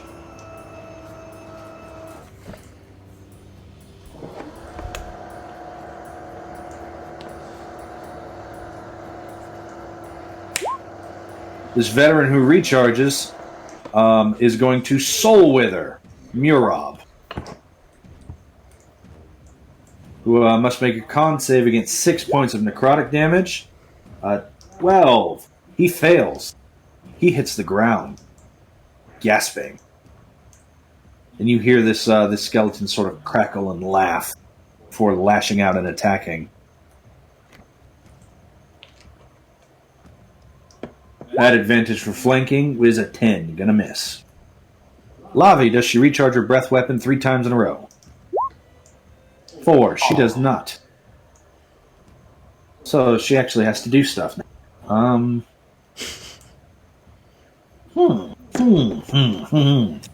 know what she's going to do. Bite attacks at advantage. She's going to make a bite attack at advantage with her arcane jaws. Ooh. She's going to smite.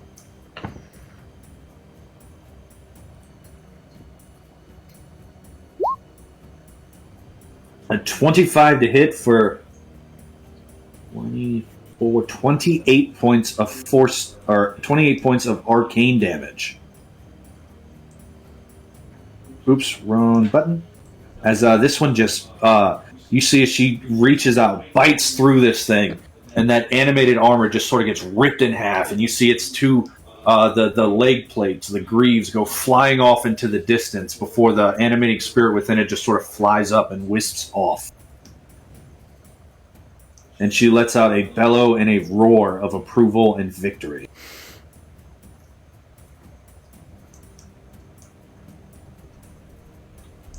Caius.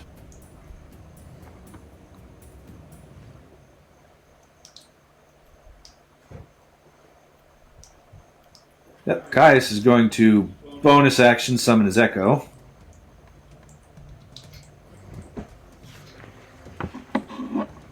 Right there. And then he is going to, with his action, he's going to...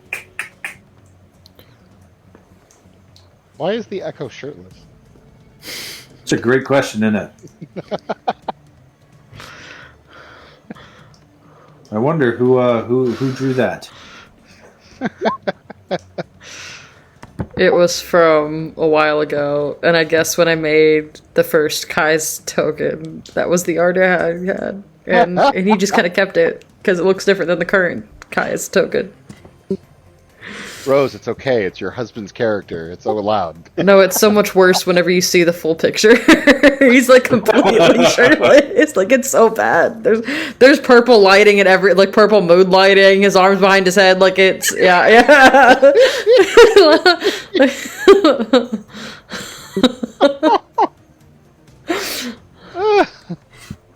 So who's the romantic male lead in this story? It's a good question. It has yet to be attained. It's yet to be revealed. Wow. I wonder if it's probably not Caius. No way it's Caius. Probably someone we haven't met yet. They bicker constantly. Caius calls her a viper and a betrayer. There's no way. Yeah, it's definitely not him. There's no way. That doesn't sound like the basis for a healthy relationship. Not at all. He threw me into a wall and a ceiling. Okay, he threw me into a ceiling, did a ton of damage to me, and wasn't even sure if it was going to work. See, I feel like that's a red flag. You would think. I mean, unless that's what you're into, consenting adults, etc. Hold on. There's a child. And Caius will unleash Incarnation now that the Echo's out to attack a second time, and it will kill this ghast at the bottom. Nice. As he swings out, attacks, and attacks again. Him and the Echo moving perfectly in concert. That veteran who just got attacked did not like that very much. He's going to see if he recharges his terrible ability. He does not, so he's going to swing out at Caius twice. With a 24 and a 29, Caius will use Defensive Duelist, causing the 24 to miss. And as part of that same reaction, swing out at advantage because of flanking. And crit. Damn. For another 60 points of damage. which will end him. As he goes and he swings out at Caius, Caius takes the top end of the blade and parries out and takes the bottom end, the back half of the blade, and just cuts straight through, following up on the spin.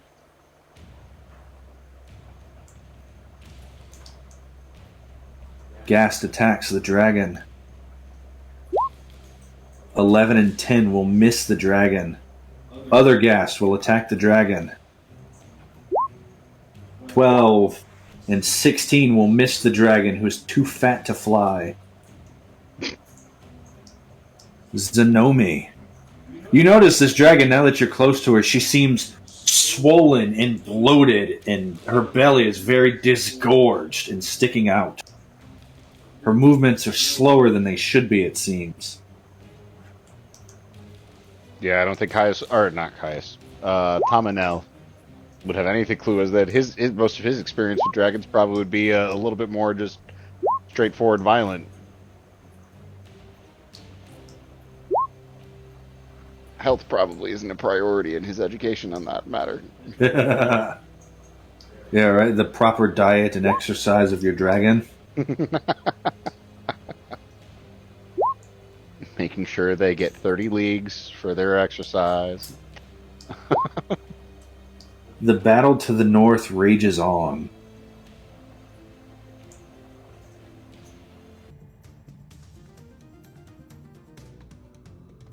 All right.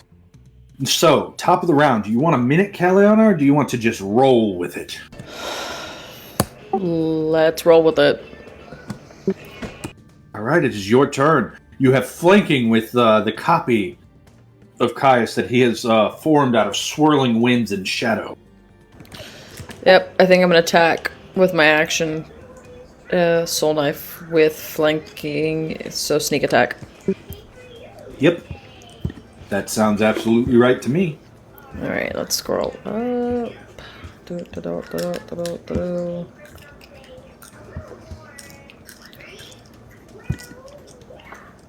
22 to hit. 22 will absolutely hit this AC 13 and will deal 13 points of psychic damage. And then bonus action with the dagger, I'll do it again. I had a question. So the dagger of murder does the searing smite necrotic. Do I have the option to do the normal spell, or is it just necrotic? Just necrotic. Okay. I think I asked that before, but I couldn't remember. Probably.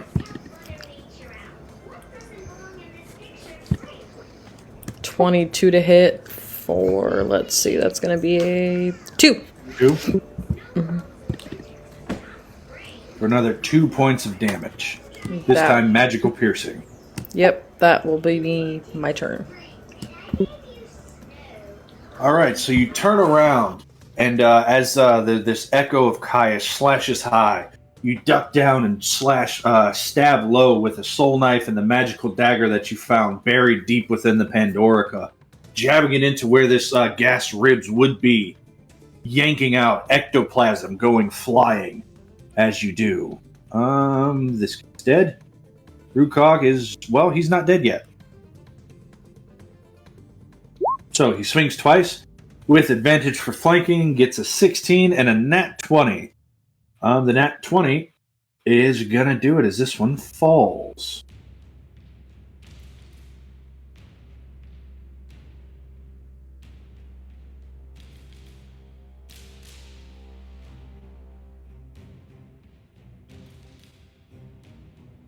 All right, he's going to go there. That brings us to this one, who successfully attacks exactly where Tamanil was standing 6 seconds ago. Are there any more veterans on the board? Yeah, there's one. All right, so Tamanil. That would have been a 14 and a 14 to hit you at disadvantage for 21 points of damage. I have. But you moved. Oh, I moved. Okay. But you moved. Not used to having a low AC character yet. Yep, this one is going to attack Kalianna twice with disadvantage. 17 or 7 and a 15 to hit Kalianna, who is untouchable, immortal, one might say. I am going to redirect that. Okay. He slams his head into his fellow undead and deals a mighty 9 points of damage to it. Jomath will continue to stand and fight without giving up. With a 9 and a 13, will not connect. Tamanil.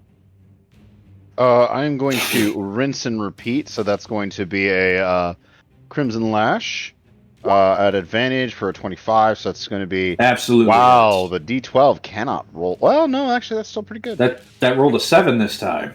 Yep, so plus my Charisma modifier, which is plus 4. Yeah, so that'd 11. be 11. Necrotic. So reduced down to 5.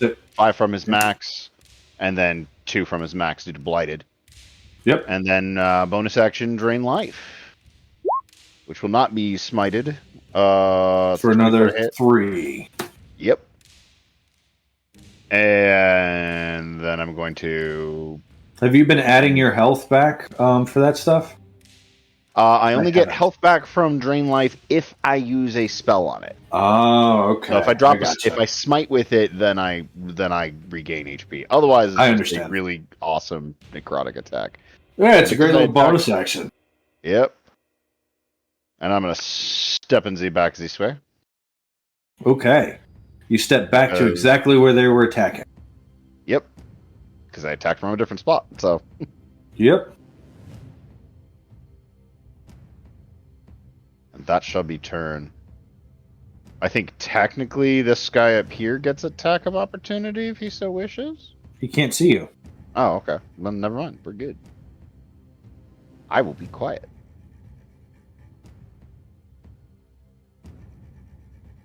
All right. I was measuring distance. The Banshee is going to go into the ground.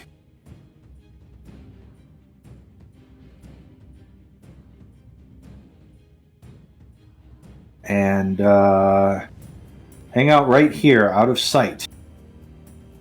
I guess I should probably do that. But that's her turn. This guy attacks Kalianna. This guy's dead. Alright, so 2 attacks at disadvantage. 13 and a nat 1 will not connect.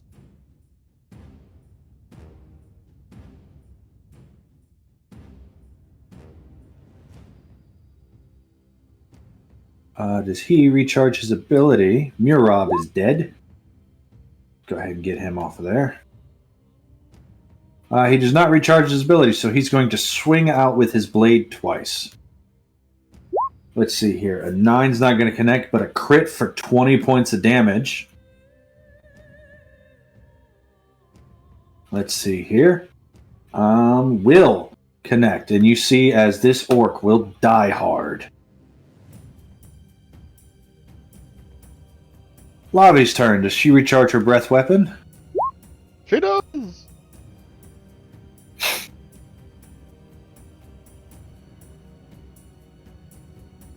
She is going to make the most of things, and she's going to fly up.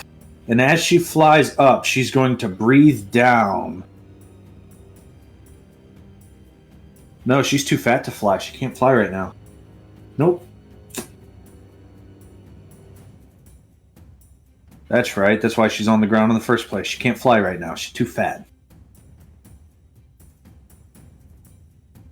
Let's see. What's the shape of her breath weapon? It is a 15-foot cone. She's going to use it. She's going to move to...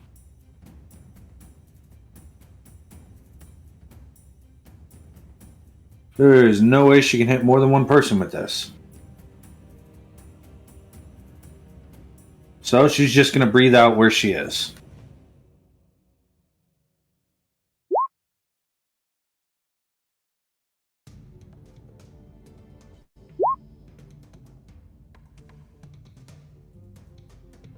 $20 points of force damage, half on a save, against the one swinging out at Tamanil.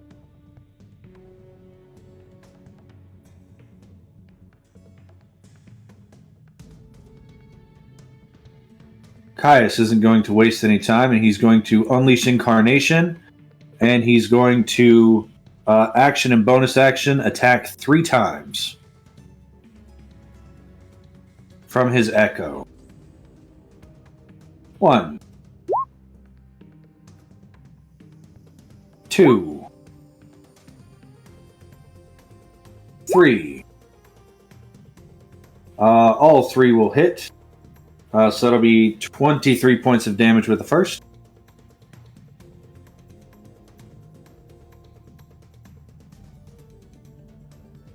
Uh, 21 points of damage with the second. And 22 points of damage with the third. Just enough to take this one out.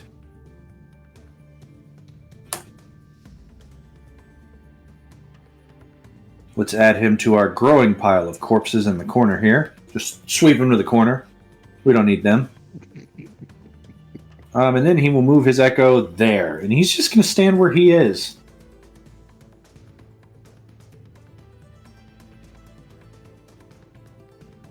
Actually, no, he's not. He's going to go 5, 10, 15, 20. Let's see. He was here.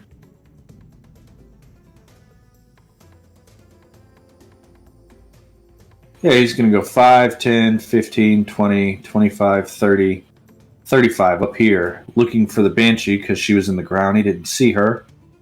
And seeing that will be his turn. Oh, he's got 5 more feet of speed. There. That brings us to this one and this one. They will attack Lavi, who hasn't moved, twice. Straight rolls. Bite, bite, claw, claw. The 17 will hit for 10. She's going to shield again.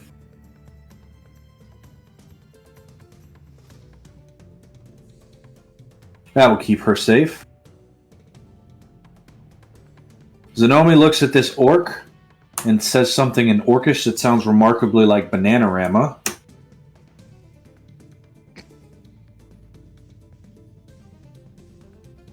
Let me mark that slot gone.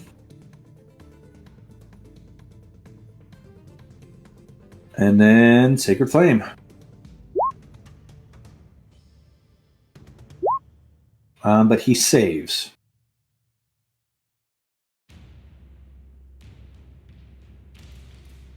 Alright, this guy's dead. Yadva. Yadva's going to launch 2 jab. Actually, no, he's going to run up because he's an orc. Who cares, right?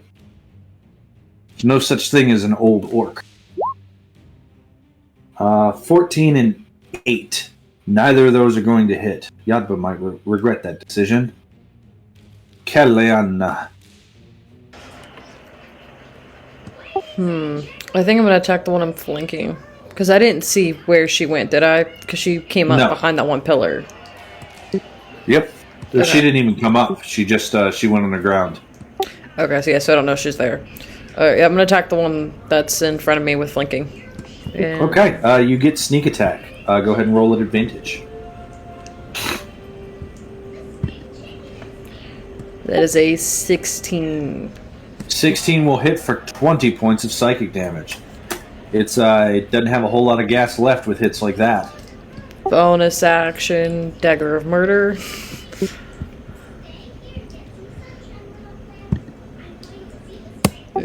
22 to hit? 22 will hit for another 2. 2. Yep. That will be my turn. The battle rages to the north.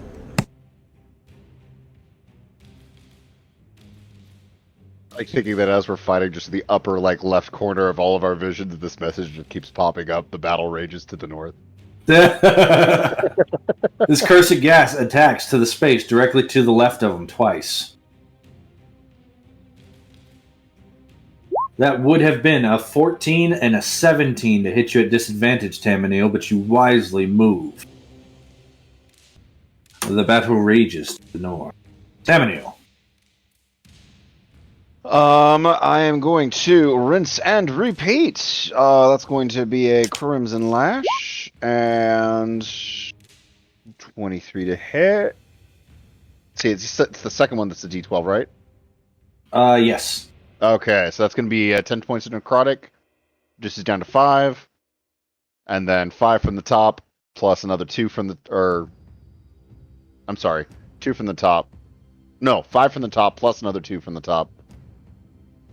Yep. And then bonus action, Drain Life. That's a 13 to hit. 13 is its armor class. So it'll take another 5 points of necrotic. And I'm going to sidestep over here. Okay, you sidestep over there. Still trying to keep the dragon in the darkness zone.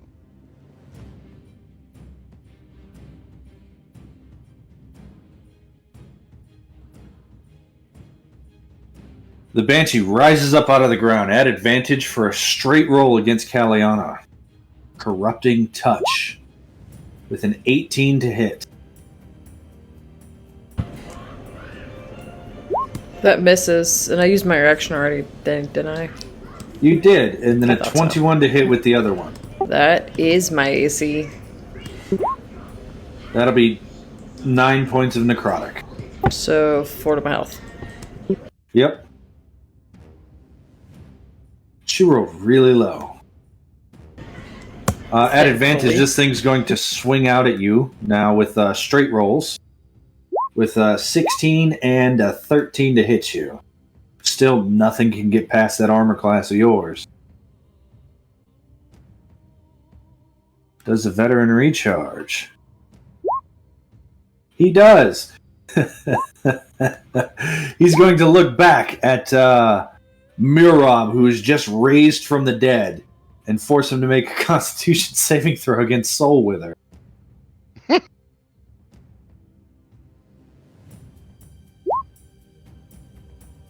And even taking half, he hits the ground dead again. And then he's going to lash out with that long sword against the orc, which is at advantage because he killed something with Soul Wither. Deal 8 points of slashing damage, and this orc is going to hit the ground too.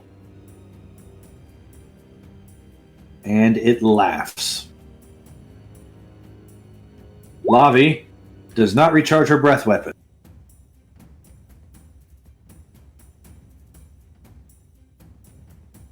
So then,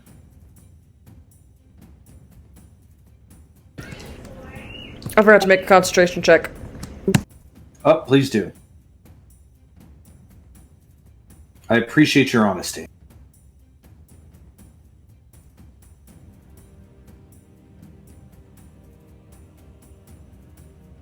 Oh, do you have Warcaster? On my paper, I do.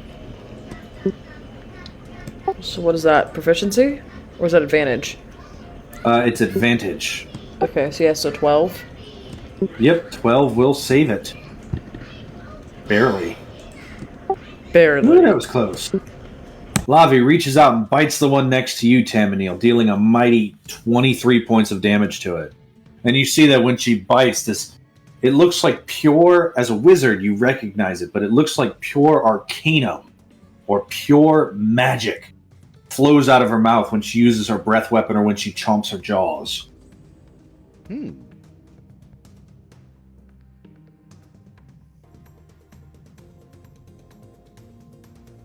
Yep. Caius is going to go right here. He's going to say, "Have at 'em, boys!" And he's going to swing.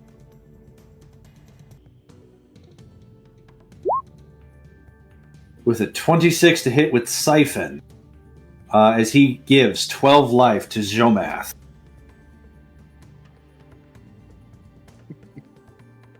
I'm speaking in Draconic, so he doesn't know. I mean, you've been whispering to the dragon this whole time. Yeah.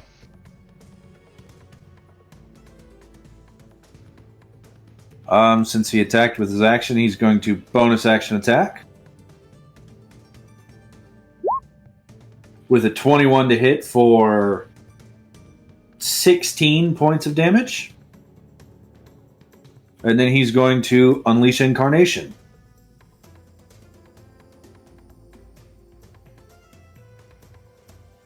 As his Incarnation swings out towards Kalianna with a 22 to hit for 14 and 3 is 17 points of damage. That will be Caius' turn. Let's see. 2 ghasts are going to attack Lavendera. She will probably shield. 12, 12, Ooh. 13, 14. They miss. As her blind sight, she just sort of dodges out of the way as fast as she can.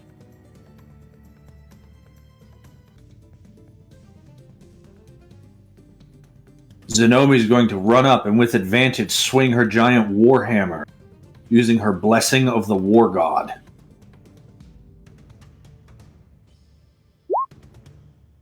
And miss with a 12. Well, that's anticlimactic. Bonus action, she'll swing with her spiritual weapon. At advantage.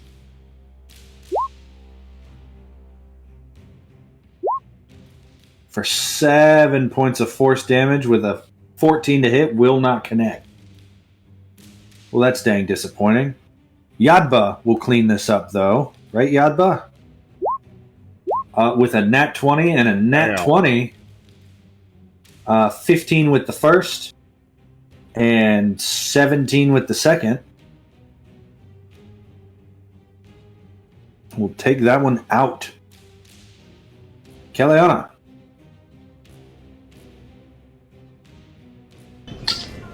I'm gonna swing, I think, at... Yep, I'm just swing at the Banshee. Okay. Before she runs away again. Go ahead and make your attack roll. 13. 13 hits. Oh, thank God. So I don't get sneak attack, so it's just 10 psychic. Just 10, but yes, you do 10 points of psychic damage to her. And then bonus action takes against in when I was, bonus action against when I was flanking still. Okay, go ahead and make your attack at advantage with sneak attack. 20. Good thing for that. That'll Yeah. be 3 plus 7 is 10 points. And it falls to the ground dead. Great. That will be my turn. Very nice. You're staying put? I hope that was a yes. Sorry, I nodded. Yes.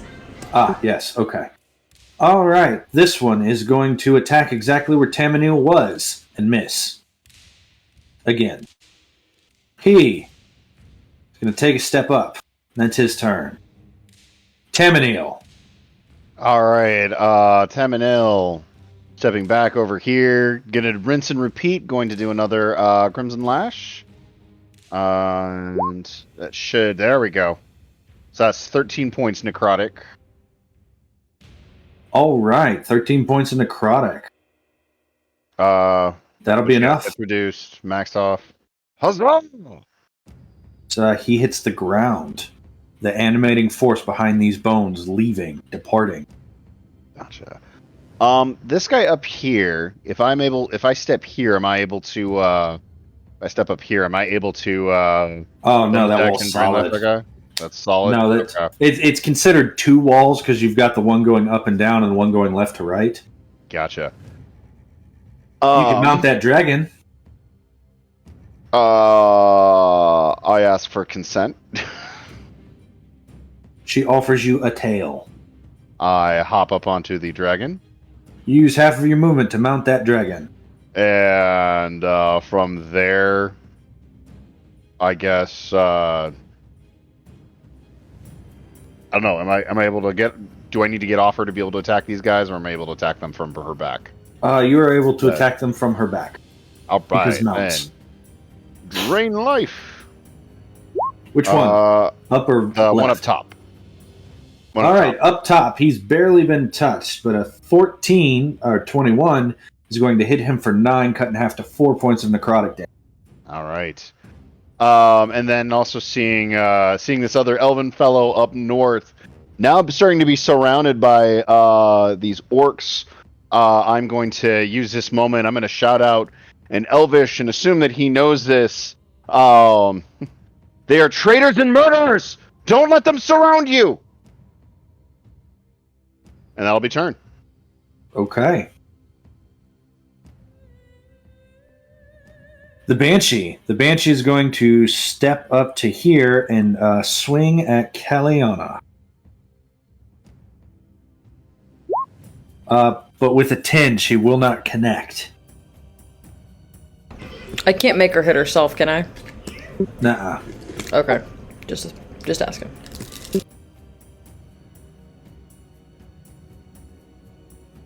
Cursed Ghast is dead. Cursed Veteran is dead. Lavi, does she recharge a breath weapon? She does not, so she is just going to use her soul-crushing jaws to rip the life out of something with a nat 20 for 42 points of damage as she bites this one to the left. Caius, seeing Kalianna fighting this Banshee, moves towards her, and they will all use their reactions to make attacks of opportunity. Scheisse. Alright, so that's 3 attacks of opportunity at advantage, because he was not defending from them. He wasn't ready for that. 1, 2, ouch, 3. So that's a miss, and a crit for 10 points of damage to Caius. As he turns around and goes, "What the hell?" And they immediately take their held actions. For 1, 2, 3, 4 more. That could have been really bad. So, 25 will hit for 14. 22, Caius will now use his reaction to deflect, which will miss. The nat 20 will hit for another 18. For 32 points of damage more to Caius. He's still up, barely.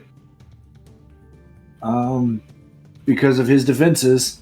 But that made him real mad. With his reaction, he gets to make an attack. Because of the defensive duelist. 16 will not hit. So then he's going to... You know what I think he's going to do? I think he's going to swing his sword. Since they don't have reactions anymore, he's going to move up to here, to the leader. 5, 10, 15, 20, 25. And he's going to say, "Oh, you just messed up." And with a bonus action, he's going to take the handhold in the middle, and he's going to use the ability of the double-handed scimitar and slap this guy in the face, granting him advantage on the attack roll. And with his action, he will... Talk about good timing, huh? Just yeah. Holy crap. And deal 61 points of damage to Zenomi. Zenomi will die hard. And that's going to be Caius' turn. 2 Cursed Gas against Lavi are going to continue to fight against Lavi. Bite, bite. Claw, claw. What do we have here? 11, 11, 19, and 13. 19 is going to hit for 14 points of damage to Lavi. This time it actually connecting. Zenomi's turn. Zenomi turns to Caius. Actually, Zenomi's going to turn to Kalianna, since Kalianna has 3/4 cover.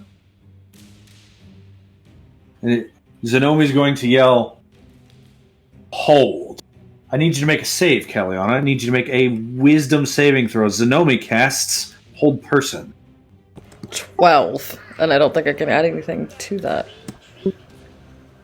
Yep, it is a wisdom saving throw. You are paralyzed. Yep, because I'm not resistant to that. I'm resistant to everything else, but not charmed. I am not an elf. And then with Zenomi's bonus action, she will move and attack with the spiritual weapon. This, Tamaniel, this is exactly how it went down before. Caius barely holding on. Kalianna now paralyzed. Does hold person do the paralyzed? I was say, does hold person do paralyzed? That's what it says. Okay. Yep. Conditions paralyzed. So, is incapacitated, cannot move, cannot speak, automatically fail strength and dexterity saves. Attack rolls have advantage.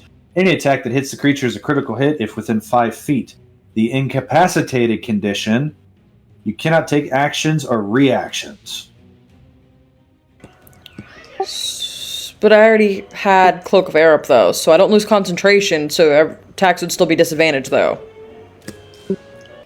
No, you can't concentrate while you're in cap. Okay, that was going to be my next question.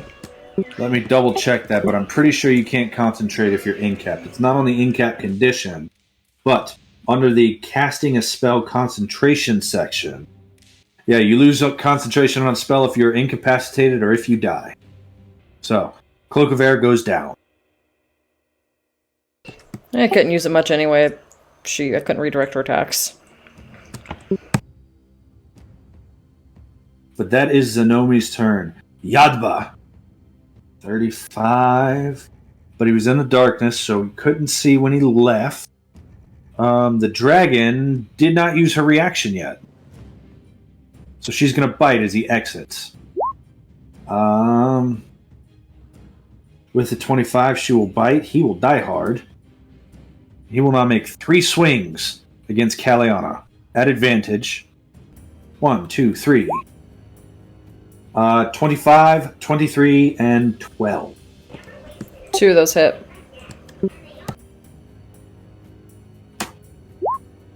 So the first one will hit for 21 points of slashing damage. So -5. 5, there we go. The second one will hit for 25 points of slashing damage. Pretty sure that brings me down. It does. And then the last one will miss your corpse. Yep, because my AC is still high. Vulgar word I can't say, because 2-year-old. Highest fudgesicles. Just replace it with food that starts with F, and you still feel good. Focaccia bread.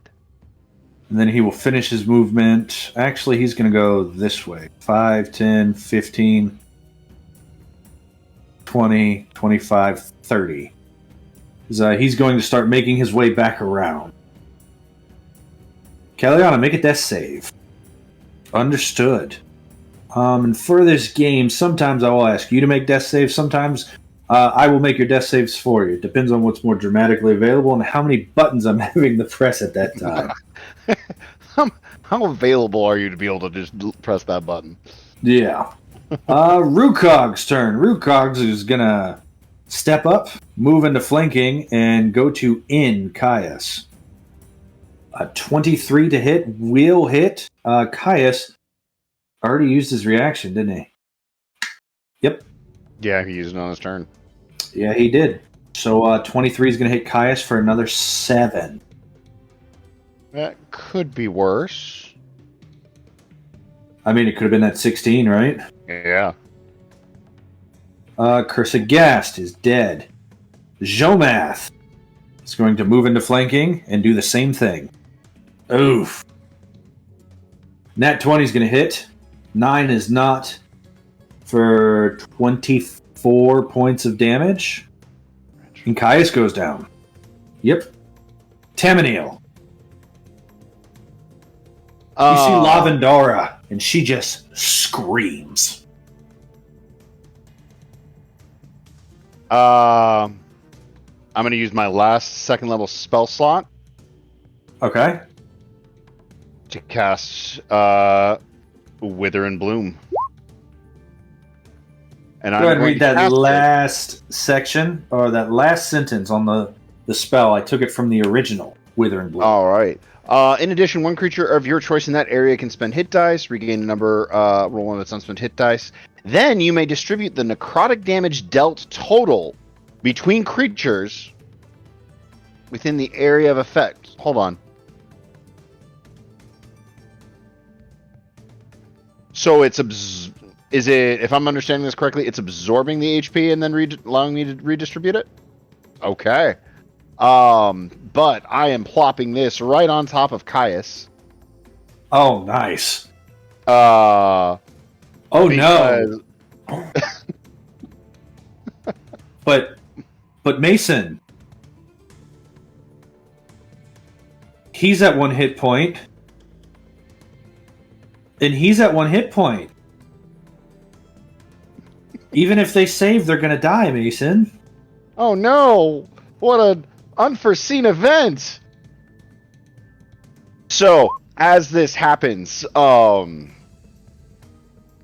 and Elle, standing on top of the dragon who's screaming, there's a brief moment where the darkness almost seems to recede from around him and seems to retract back into these gargantuan, dark, shadowed wings. As he looks down on them from the back of the dragon, he raises up his hand and he says, in Celestial, "You have been weighed, you have been measured, and you have been found wanting. Life for life. I will restore what you have stolen." And I will cast that Wither and Bloom. And like almost orange glowing, orangish reddish plants will suddenly surge out of the ground, wrap themselves around these orcs. As another one sort of, not a vine-ish plant, but almost like a flower, rises up, encases Caius. As they are, all the life force is sucked out of these orcs, and the flower blooms as Caius is able to roll a hit dice and restore, I guess it would be 3 hit points. Since they're all at 1 HP. Well, they still have to roll it, so it dealt 5, 10, and 5. That's 20, plus the hit dice I rolled is 12. You restored 32 hit points. Alright, as Caius is fully restored, and the wings expand back out into that full darkness field. And then, bonus action, drained life from the guy who we've been wailing on. When you do stuff in a weird order. That's an 18 to hit that guy for 7 points of necrotic. Alright, you hit him and deal 3 points of necrotic damage. Very nice. Very strong turn. And that's gonna be it. That's turn. Yep, okay. That brings us to the Banshee. The Banshee hits Kalianna for 25 points of necrotic damage. She takes 2 failed death saves.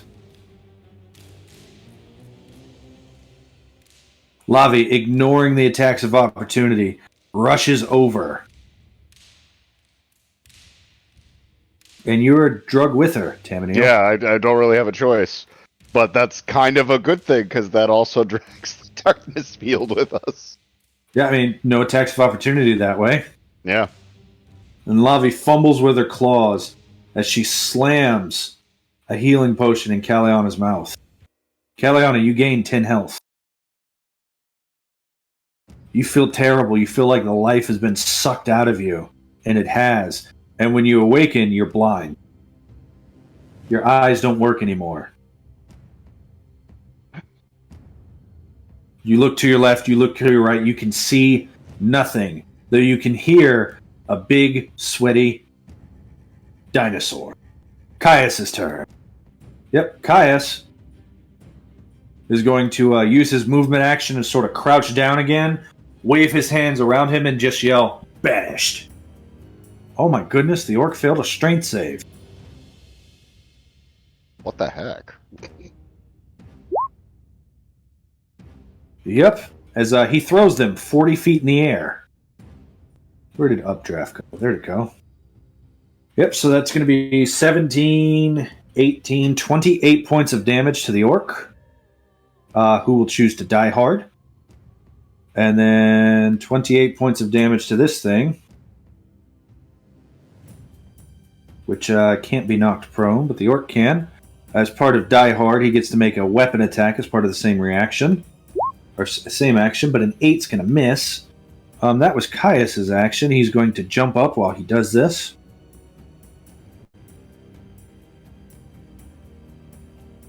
And while this thing is 40 feet in the air, he's going to take that time to decide to move. And he's going to summon his Echo right there with his bonus action. Do I have any Unleash and Incarnations left? I do not. That's his turn. Cursed Gas number 1.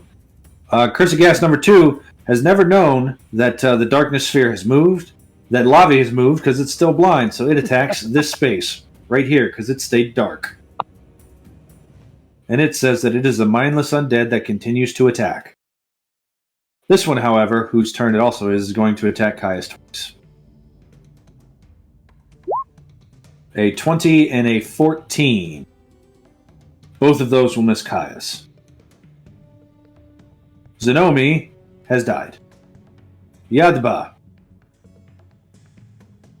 Yadba is going to run up and say, "Oh, Zenomi, can you believe how good I did?" And sees this and says, "Oh no!" Bonus action charges the Echo and will swing. 19 pops the Echo.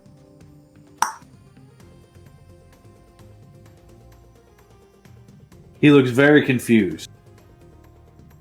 Kalianna, is this hell? Is this what being dead feels like?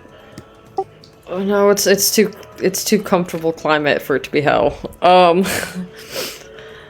I can't see anything. So I'm gonna take this time to heal myself because I can't see anything. And then I'm gonna ask Lavi. You want to stand up?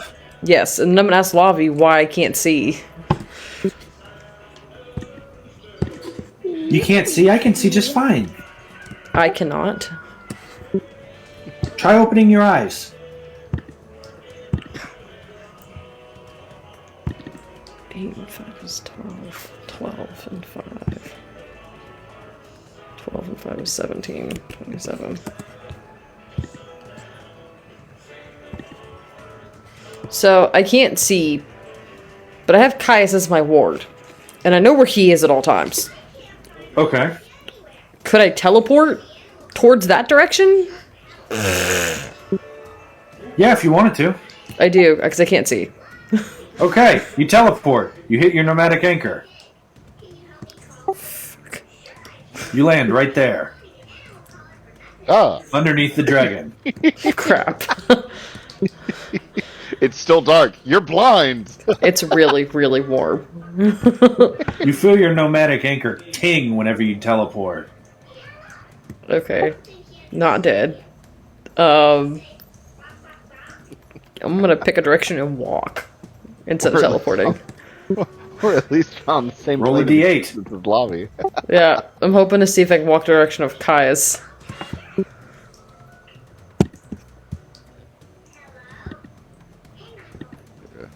And we're gonna hope for the best. You use your 15 feet remaining of movement and then slam into a wall. Yeah, but it's almost the direction I wanted to go, so I'll take it. You feel close to your ward. Alright, that works.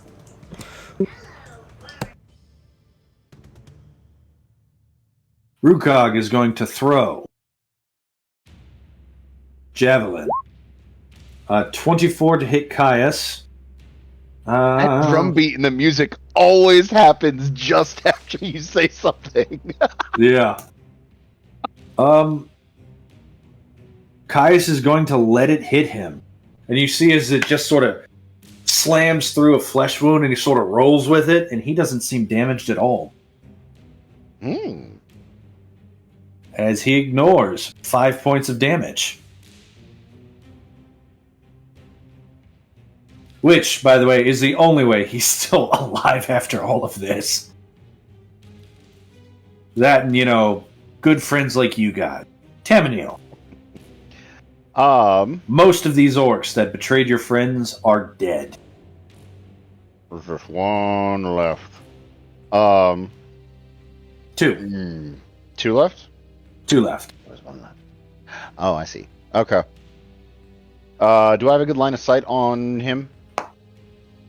Him who? Yeah. You're on top okay, of a dragon. You have perfect line of sight to everybody on the board. Excellent. But I also got these undead right here.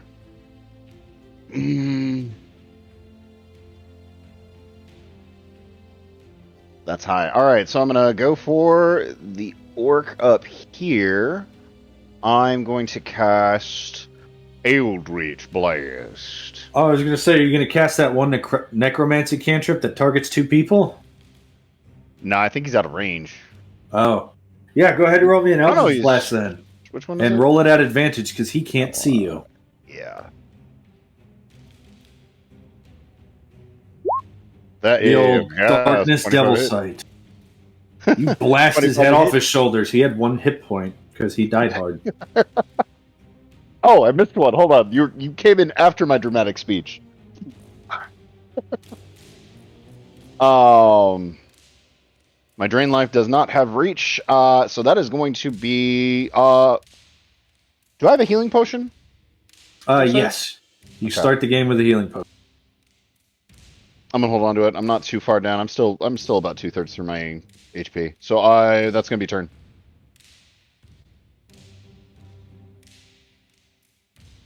The Banshee's going to roll a perception check with her turn. Oh, never mind. She can detect life. She's going to move up to here and she's going to attack Lavendera at disadvantage. Oof. Oh, fudge. Does she shield? Does she have the points to shield? Perhaps. She does and she does. She says no and casts up a shield and does not take 10 points of necrotic damage. Which is good, because that would have been the end of her. Mm-hmm. Let's see. Lavendera does not recharge, so she's going to turn around and she's going to bite. Ooh. Well, no, she's got advantage. Let me double check that.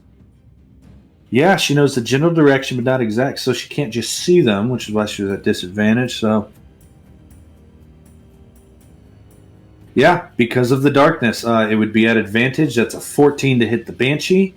14 will hit the Banshee. She will take 17 points of piercing damage, 3 points of force damage, and that's going to be Lavi's turn. Caius.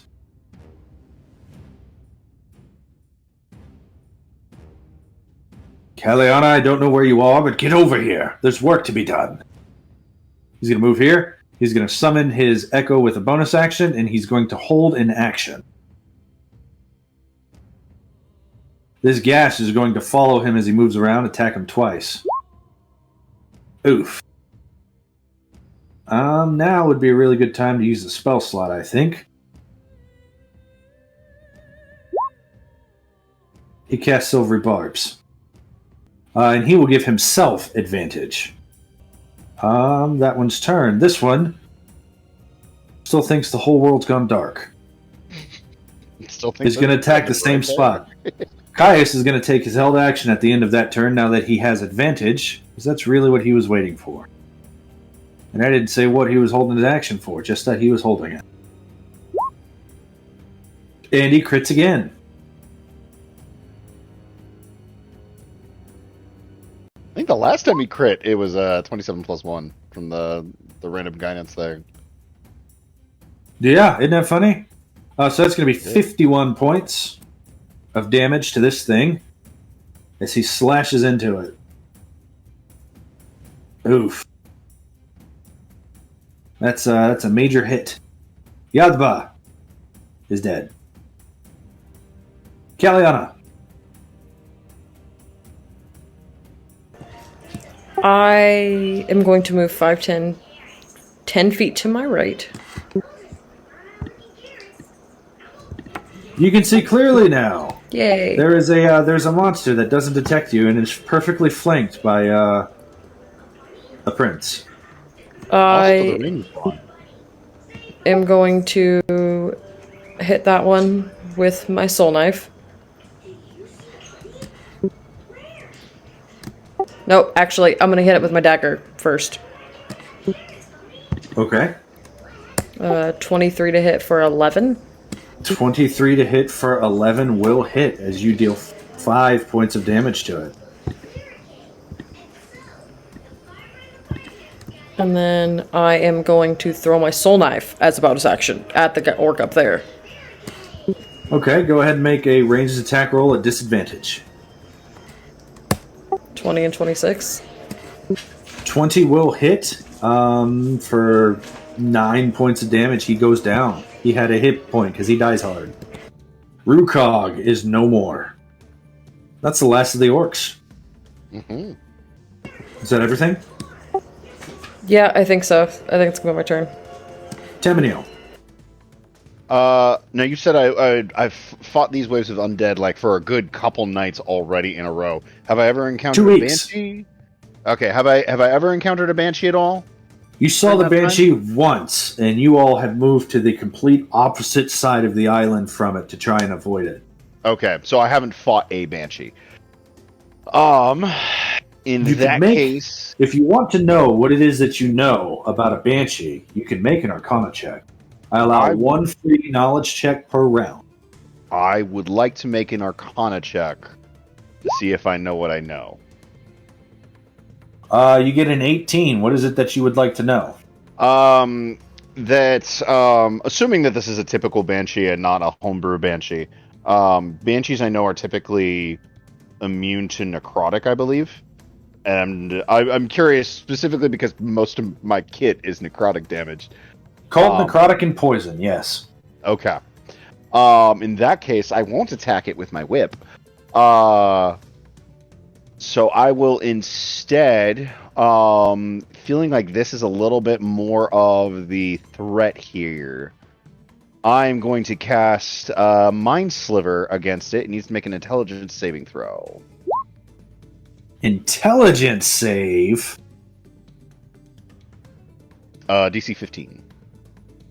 Because that's one of my wizard ones. Nat 20. Damn. All right. That'll be turn. Yeah. All right. You try and focus on the mind of this undead, but when you reach out towards it, the only thing that comes back to you is this echoing and resounding scream. And with that, she's going to float up towards you and make an attack at you at disadvantage. Okay.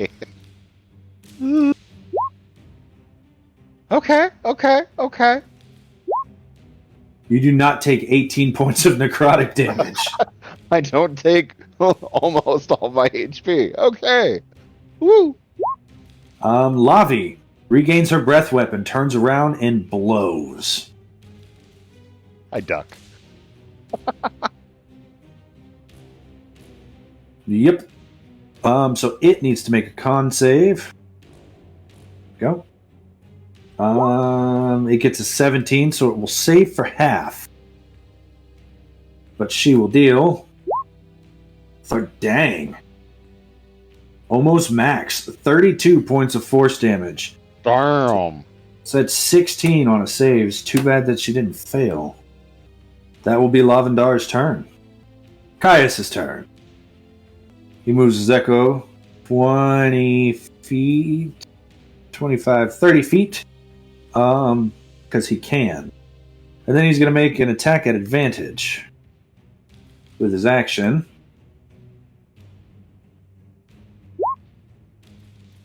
And crit.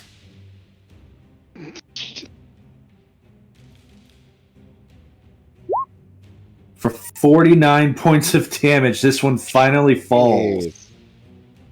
How many times in a row is that as you critted? I feel like... God damn. Elven accuracy, bro. Yeah, nope, that'll do it. And then disadvantage and advantage cancel out with as his bonus action. His echo reaches out and slams into the space where this one has inhabited the entire fight and has not moved. 21 to hit for 18 points, which will But it's take still- that one out. There's the dragon there. Okay.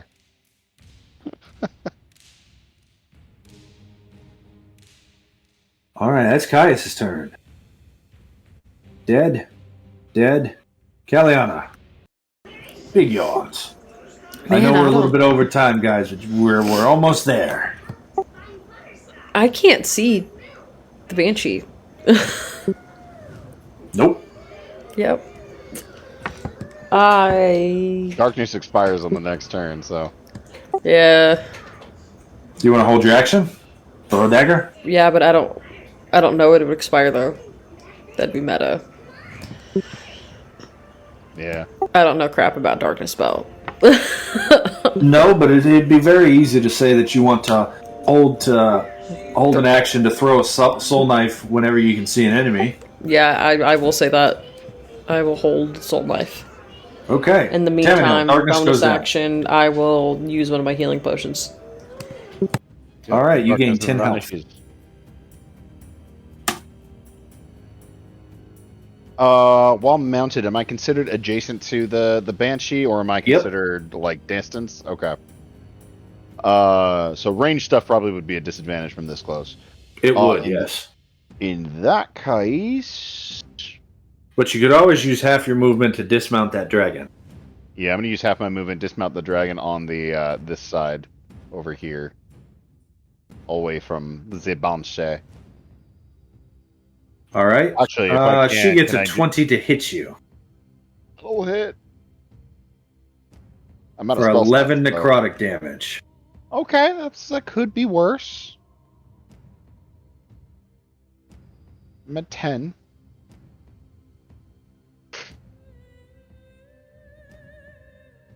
Soul Knife gets thrown. She has a 14 armor class because of Lavendera. You get a 19 to hit for ally within 5 feet, 12 points of psychic damage. So as she reaches out and grabs into you, darkness goes down. She immediately sort of raises her arms and lunges at you. And you feel her hands wrap around your heart and your spine and tear. And as that happens, her head gets blasted to the side by this purple bolt of energy. As Kalianna stands there, arm extended, glowing tattoos and braid blowing in the wind. She turns and she glares at Kalianna and starts to move that way. What would you like to do? Am I able to get a clean Eldritch Blast shot off at her? Sure. You would. She would have cover, but just a little cover.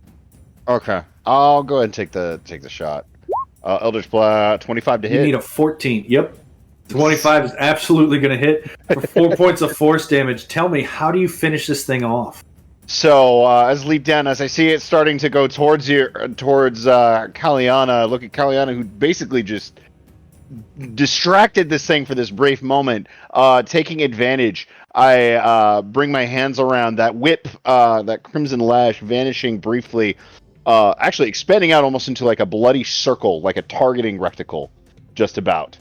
As I bring my hands together, and again, that sort of reddish-orange energy condensing into a single point as I fire it out, blasting straight through the Banshee's heart, and just expanding. And for a brief moment, if I'm allowed a little bit of cinematic, for a brief moment, there's a look of peace that comes across the Banshee.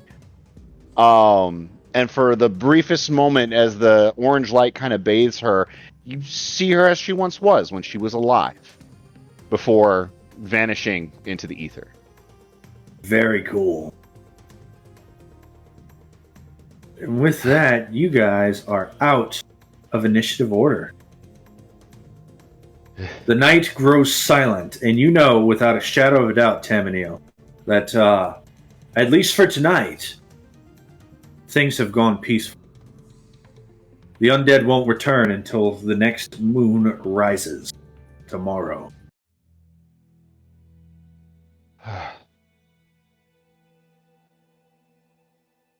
I thank thee, all of you.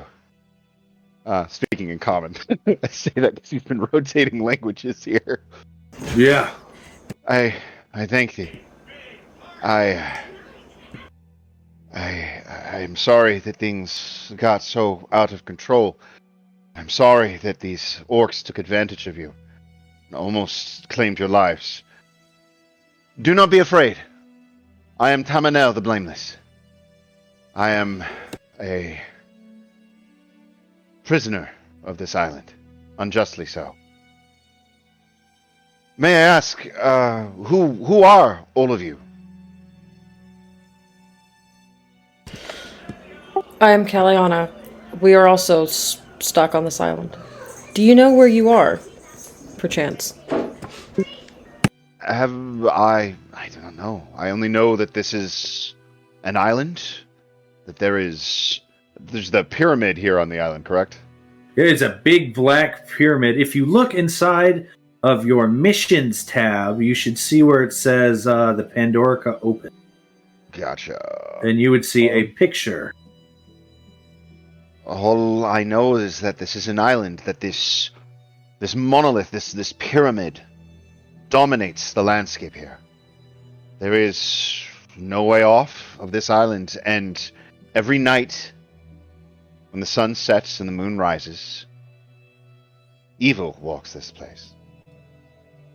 Cursed, wretched souls. And this is an unforgiving land.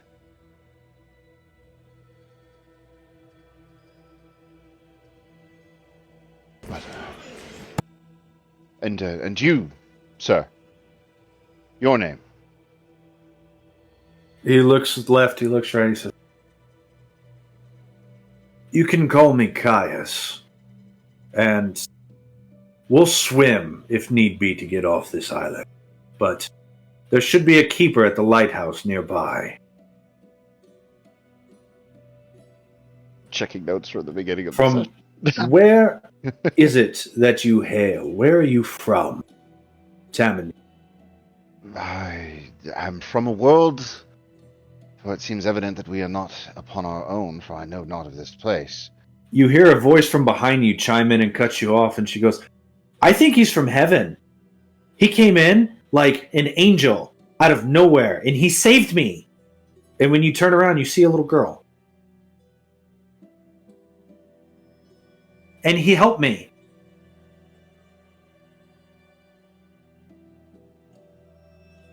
Truthfully, I was not expecting to meet a dragon here. Hi. You were able to change shape. Yeah. Strange, I've never seen one of you do that before. Regardless, your name. I presume you have one. She looks at Kalianna and wait. She goes by Lavendera, but we call her Lavi for short. Hi, I'm Lavi. Lavendera the Beautiful. It is my honor to meet you. She curtsies. Badly. Tamanel looks a little unsure, at least with Lavi. But he bows to her appropriately and turns to the rest of you. And the lighthouse is considerable travel from here. It is reachable, but it is not reachable within a day. Night will fall before we reach it. The fog will descend upon us once again, and more undead will come.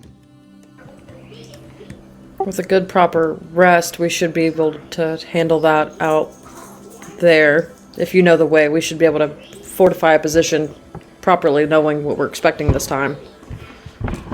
True, but this island has shown me anything. There's considerable unexpected things here. I know not what may reach us, what we may see or encounter at the lighthouse. You say there is a keeper there. Do you know this as a fact? He's a local. I smile. Yes. See. Yes, there's supposed to be a family that keeps that lighthouse. What was their name? Skyhorn. Skyhorn Lighthouse. Skyhorn. I see.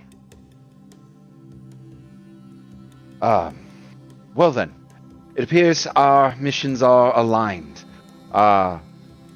As you have seen, I am a capable individual of my own accord. I have fought a great many battles, though not necessarily in this form. Form is fairly recent. And I believe that we may be of aid to each other. I agree. We seem to coordinate well. I see of no reason why we shouldn't travel together. You, as long as you don't try to stab me in the back or pump me full of venom when I'm least suspecting, you'll be Certainly not. Good Such sins are company. beneath me. Caius looks at the camera, office style for a second, and then looks back at you. But did you see something?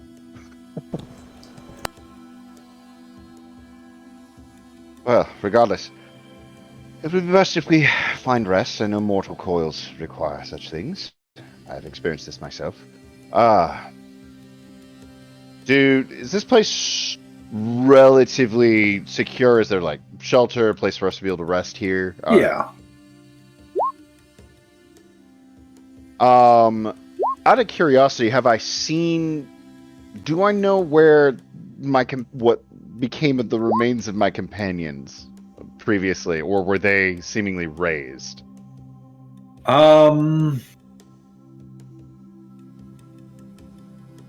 They were eaten. They were eaten. All right. Caius says, well, if you're going to travel with us, let me tend your wound.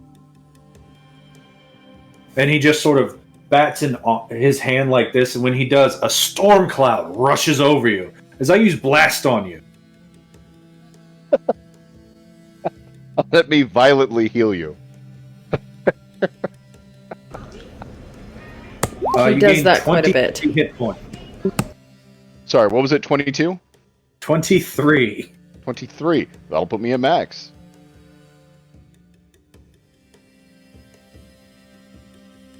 And then he's going to expend the other 2 droplets at Lavendera for another...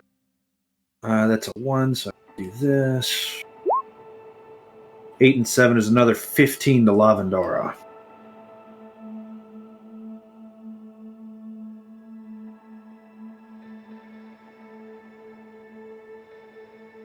Well then, I suppose it would be best for us to... Suppose we should cremate the bodies. Though they were evil and vile, it does not do well to leave even former enemies abound to become tomorrow's enemies. Is that what you've noticed? Are the ones that are killed rise? Like some sort of children's tale? Is that what I've noticed? No, not at all. The undead appear. Not at all, but sometimes it's best not to risk such things. And it is rather improper to leave the dead to the elements. Their souls are vacated. Their bodies are vessels. But it is proper to respect life and to give it its due respectful end. Caius, you are a local, as Kalianna says. Are there any proper rites that we should observe in terms of cremating these rites? Are there words that ought to be said? I do not wish to disrespect any entities that may rule over this world. I'm no priest, but these orcs are not from here. I do not know of much of orcish religion. They worship the one-eyed pretender who likes to cause problem. And he sort of spits. I had a feeling he was going to do that. I was going to say the only thing Caius would do is probably spit on the orc's bodies. Because they're orcs. Well, regardless, it is best if we burn the bodies. I will do so myself if you do not wish to participate. I'll go with you. I would hate to see an ally fall so soon after being met. Yes. Especially since everything else on this island seems to be trying to kill me. Retroactively, can my special friend have been scouting the island? Sure. All right. Probably before we leave, I should introduce you to another member of my party. And I'm going to snap my fingers, and I'm going to summon Oculus. Once I can get Oh, he's so big. He's a very big guy. There we go. There we go. As you see an imp appear in the air in front of us, but he's strangely dressed in priestly garb. It seems to be almost looks like a legitimate priest. He even carries his own little book with him. But he appears there, and John, we didn't really discuss this. Did you want to do Oculus, or should I do Oculus? Why don't you do him tonight? You handle your. As Oculus appears and says, "Oh, wasn't expecting to be summoned quite so soon. Hello. Good to see you. Good to meet you. I am Chaplain Oculus, at your service. Is there a ceremony that needs to be performed? Am I being summoned for certain rites?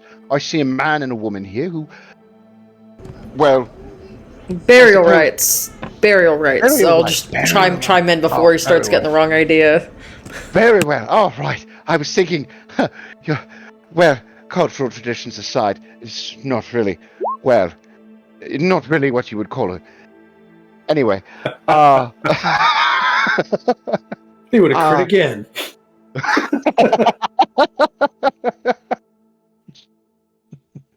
As Tamanella says, Oculus, have you discovered anything on the island? Have you anything of note since you last reported in a few days ago? He has seen that everywhere on the island there seems to be these small little abandoned and destroyed villages that surround this large black pyramid. He can't get close to that black pyramid because of the magical energies around it are creating these sort of thunder and storms in the air. He reminds you of the large gilded dragon skull that flew off to the north with a rider on a spectral body. And he tells you that there is the lighthouse to the west. There's also a large herd of cattle that keeps migrating around the island. Maybe 100,000? Have they been harried at all by the undead? Has he observed them being attacked by undead at all, or? The undead follow the fog, so it's kind of hard to tell. But they just sort of outrun the undead from what he's seen. Like herd animals do. However, that means that at night, there's a traveling stampede of... cows. Yes. Not 100, maybe 1,000 cows. Let's go with that. Like a good-sized herd. All right, and he's sharing this information openly, so everyone is able to become aware of this and benefit from this as needed. Okay, yeah.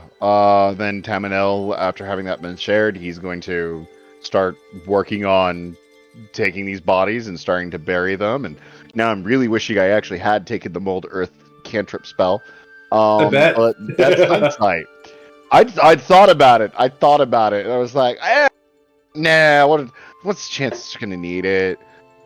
The water elementalist will look at you and say, I will make your job easier for you. And he uncorks his water skin, and he uses shape water to shape the water into a shovel.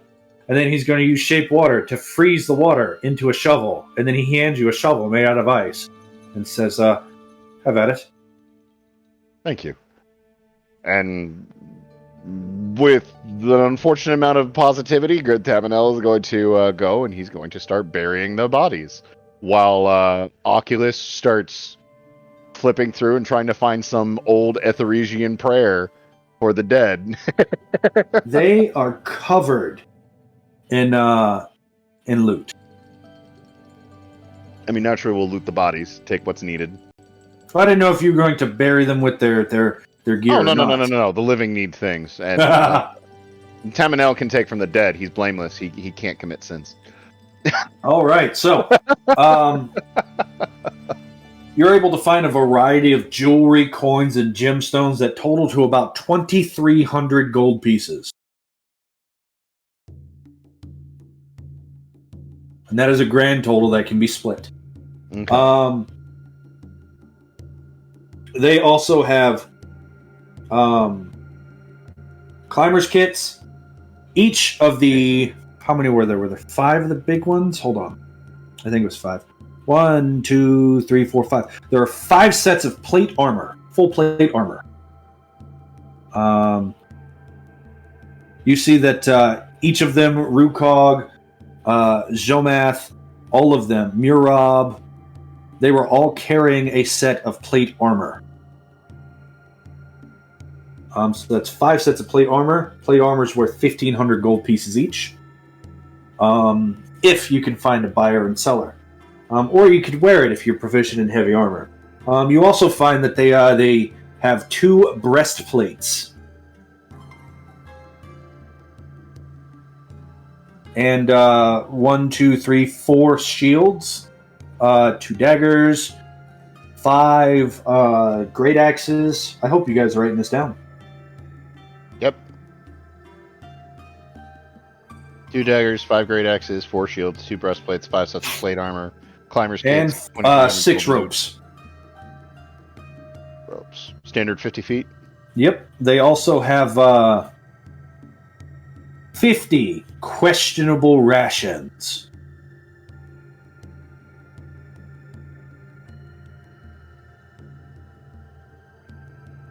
Why, John? Why has it got to be questionable? I never said who ate them. But it was absolutely the orcs.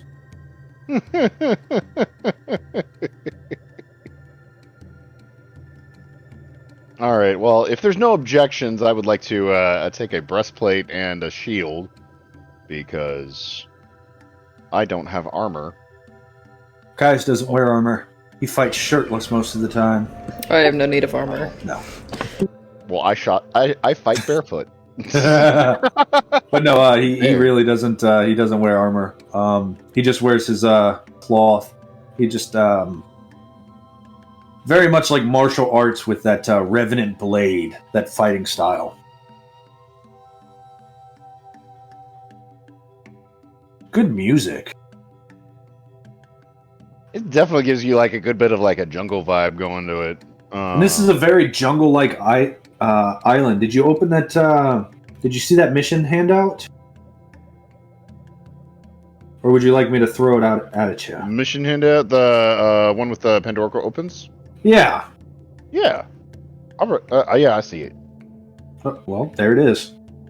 I know. That's a really, really good pick. Like, it's if you want a picture of that rider that you had saw, this is him standing on a ceiling if you look at Escape Part 2 within the completed folder. Ooh. He's a scary guy. Yeah, the party first encountered him. He was standing on the ceiling, and he was just pointing. And then he just vanished. So what is that? That's 14 plus my dex mo. Okay, so 14 plus 2, 16 plus 2 from shield. 18! Yay! I have armor! I have an AC, guys! So you're rocking an 18 now? Yep, rocking an 18. Rocking the same AC as if I could actually wear that plate armor. Yep. Caius is an inspiring leader, and you find yourself with 8 temporary hit points as he tells the story of the constellations in the sky above. While you guys rest and recover a little bit. And as you sort of settle down into a camp, to try and rest and recover, to get your long rest on, after escaping prison, after avenging the death of your comrades, that, I think, is where our tale should end for the night. So, I thank you all for sticking with us and watching. I appreciate your patience in between episodes as we hop back into it. Mason, I especially appreciate you hopping in and joining us for this. So much fun. I had a blast. Narratively, I love the way that you narrate things. Oh, I did want to read you guys the silly YA description. Okay, go for it. Now, keep in mind, I had no idea how my introduction was going to be, so I wrote this as if it was like a cheesy YA romance novel description. Emerging from the poolside. The first thing that drew my attention was his flowing golden locks, like a crown of liquid sunlight atop his magnificent. The barest dusting of a beard on a smooth, warm-colored skin surrounding lips that seemed to draw the air out of your lungs. We locked eyes. Glowing, red eyes stared back at me, into me, through me. They were like distant crimson stars, gazing on a world so small and far away, and yet something about them drew me to him.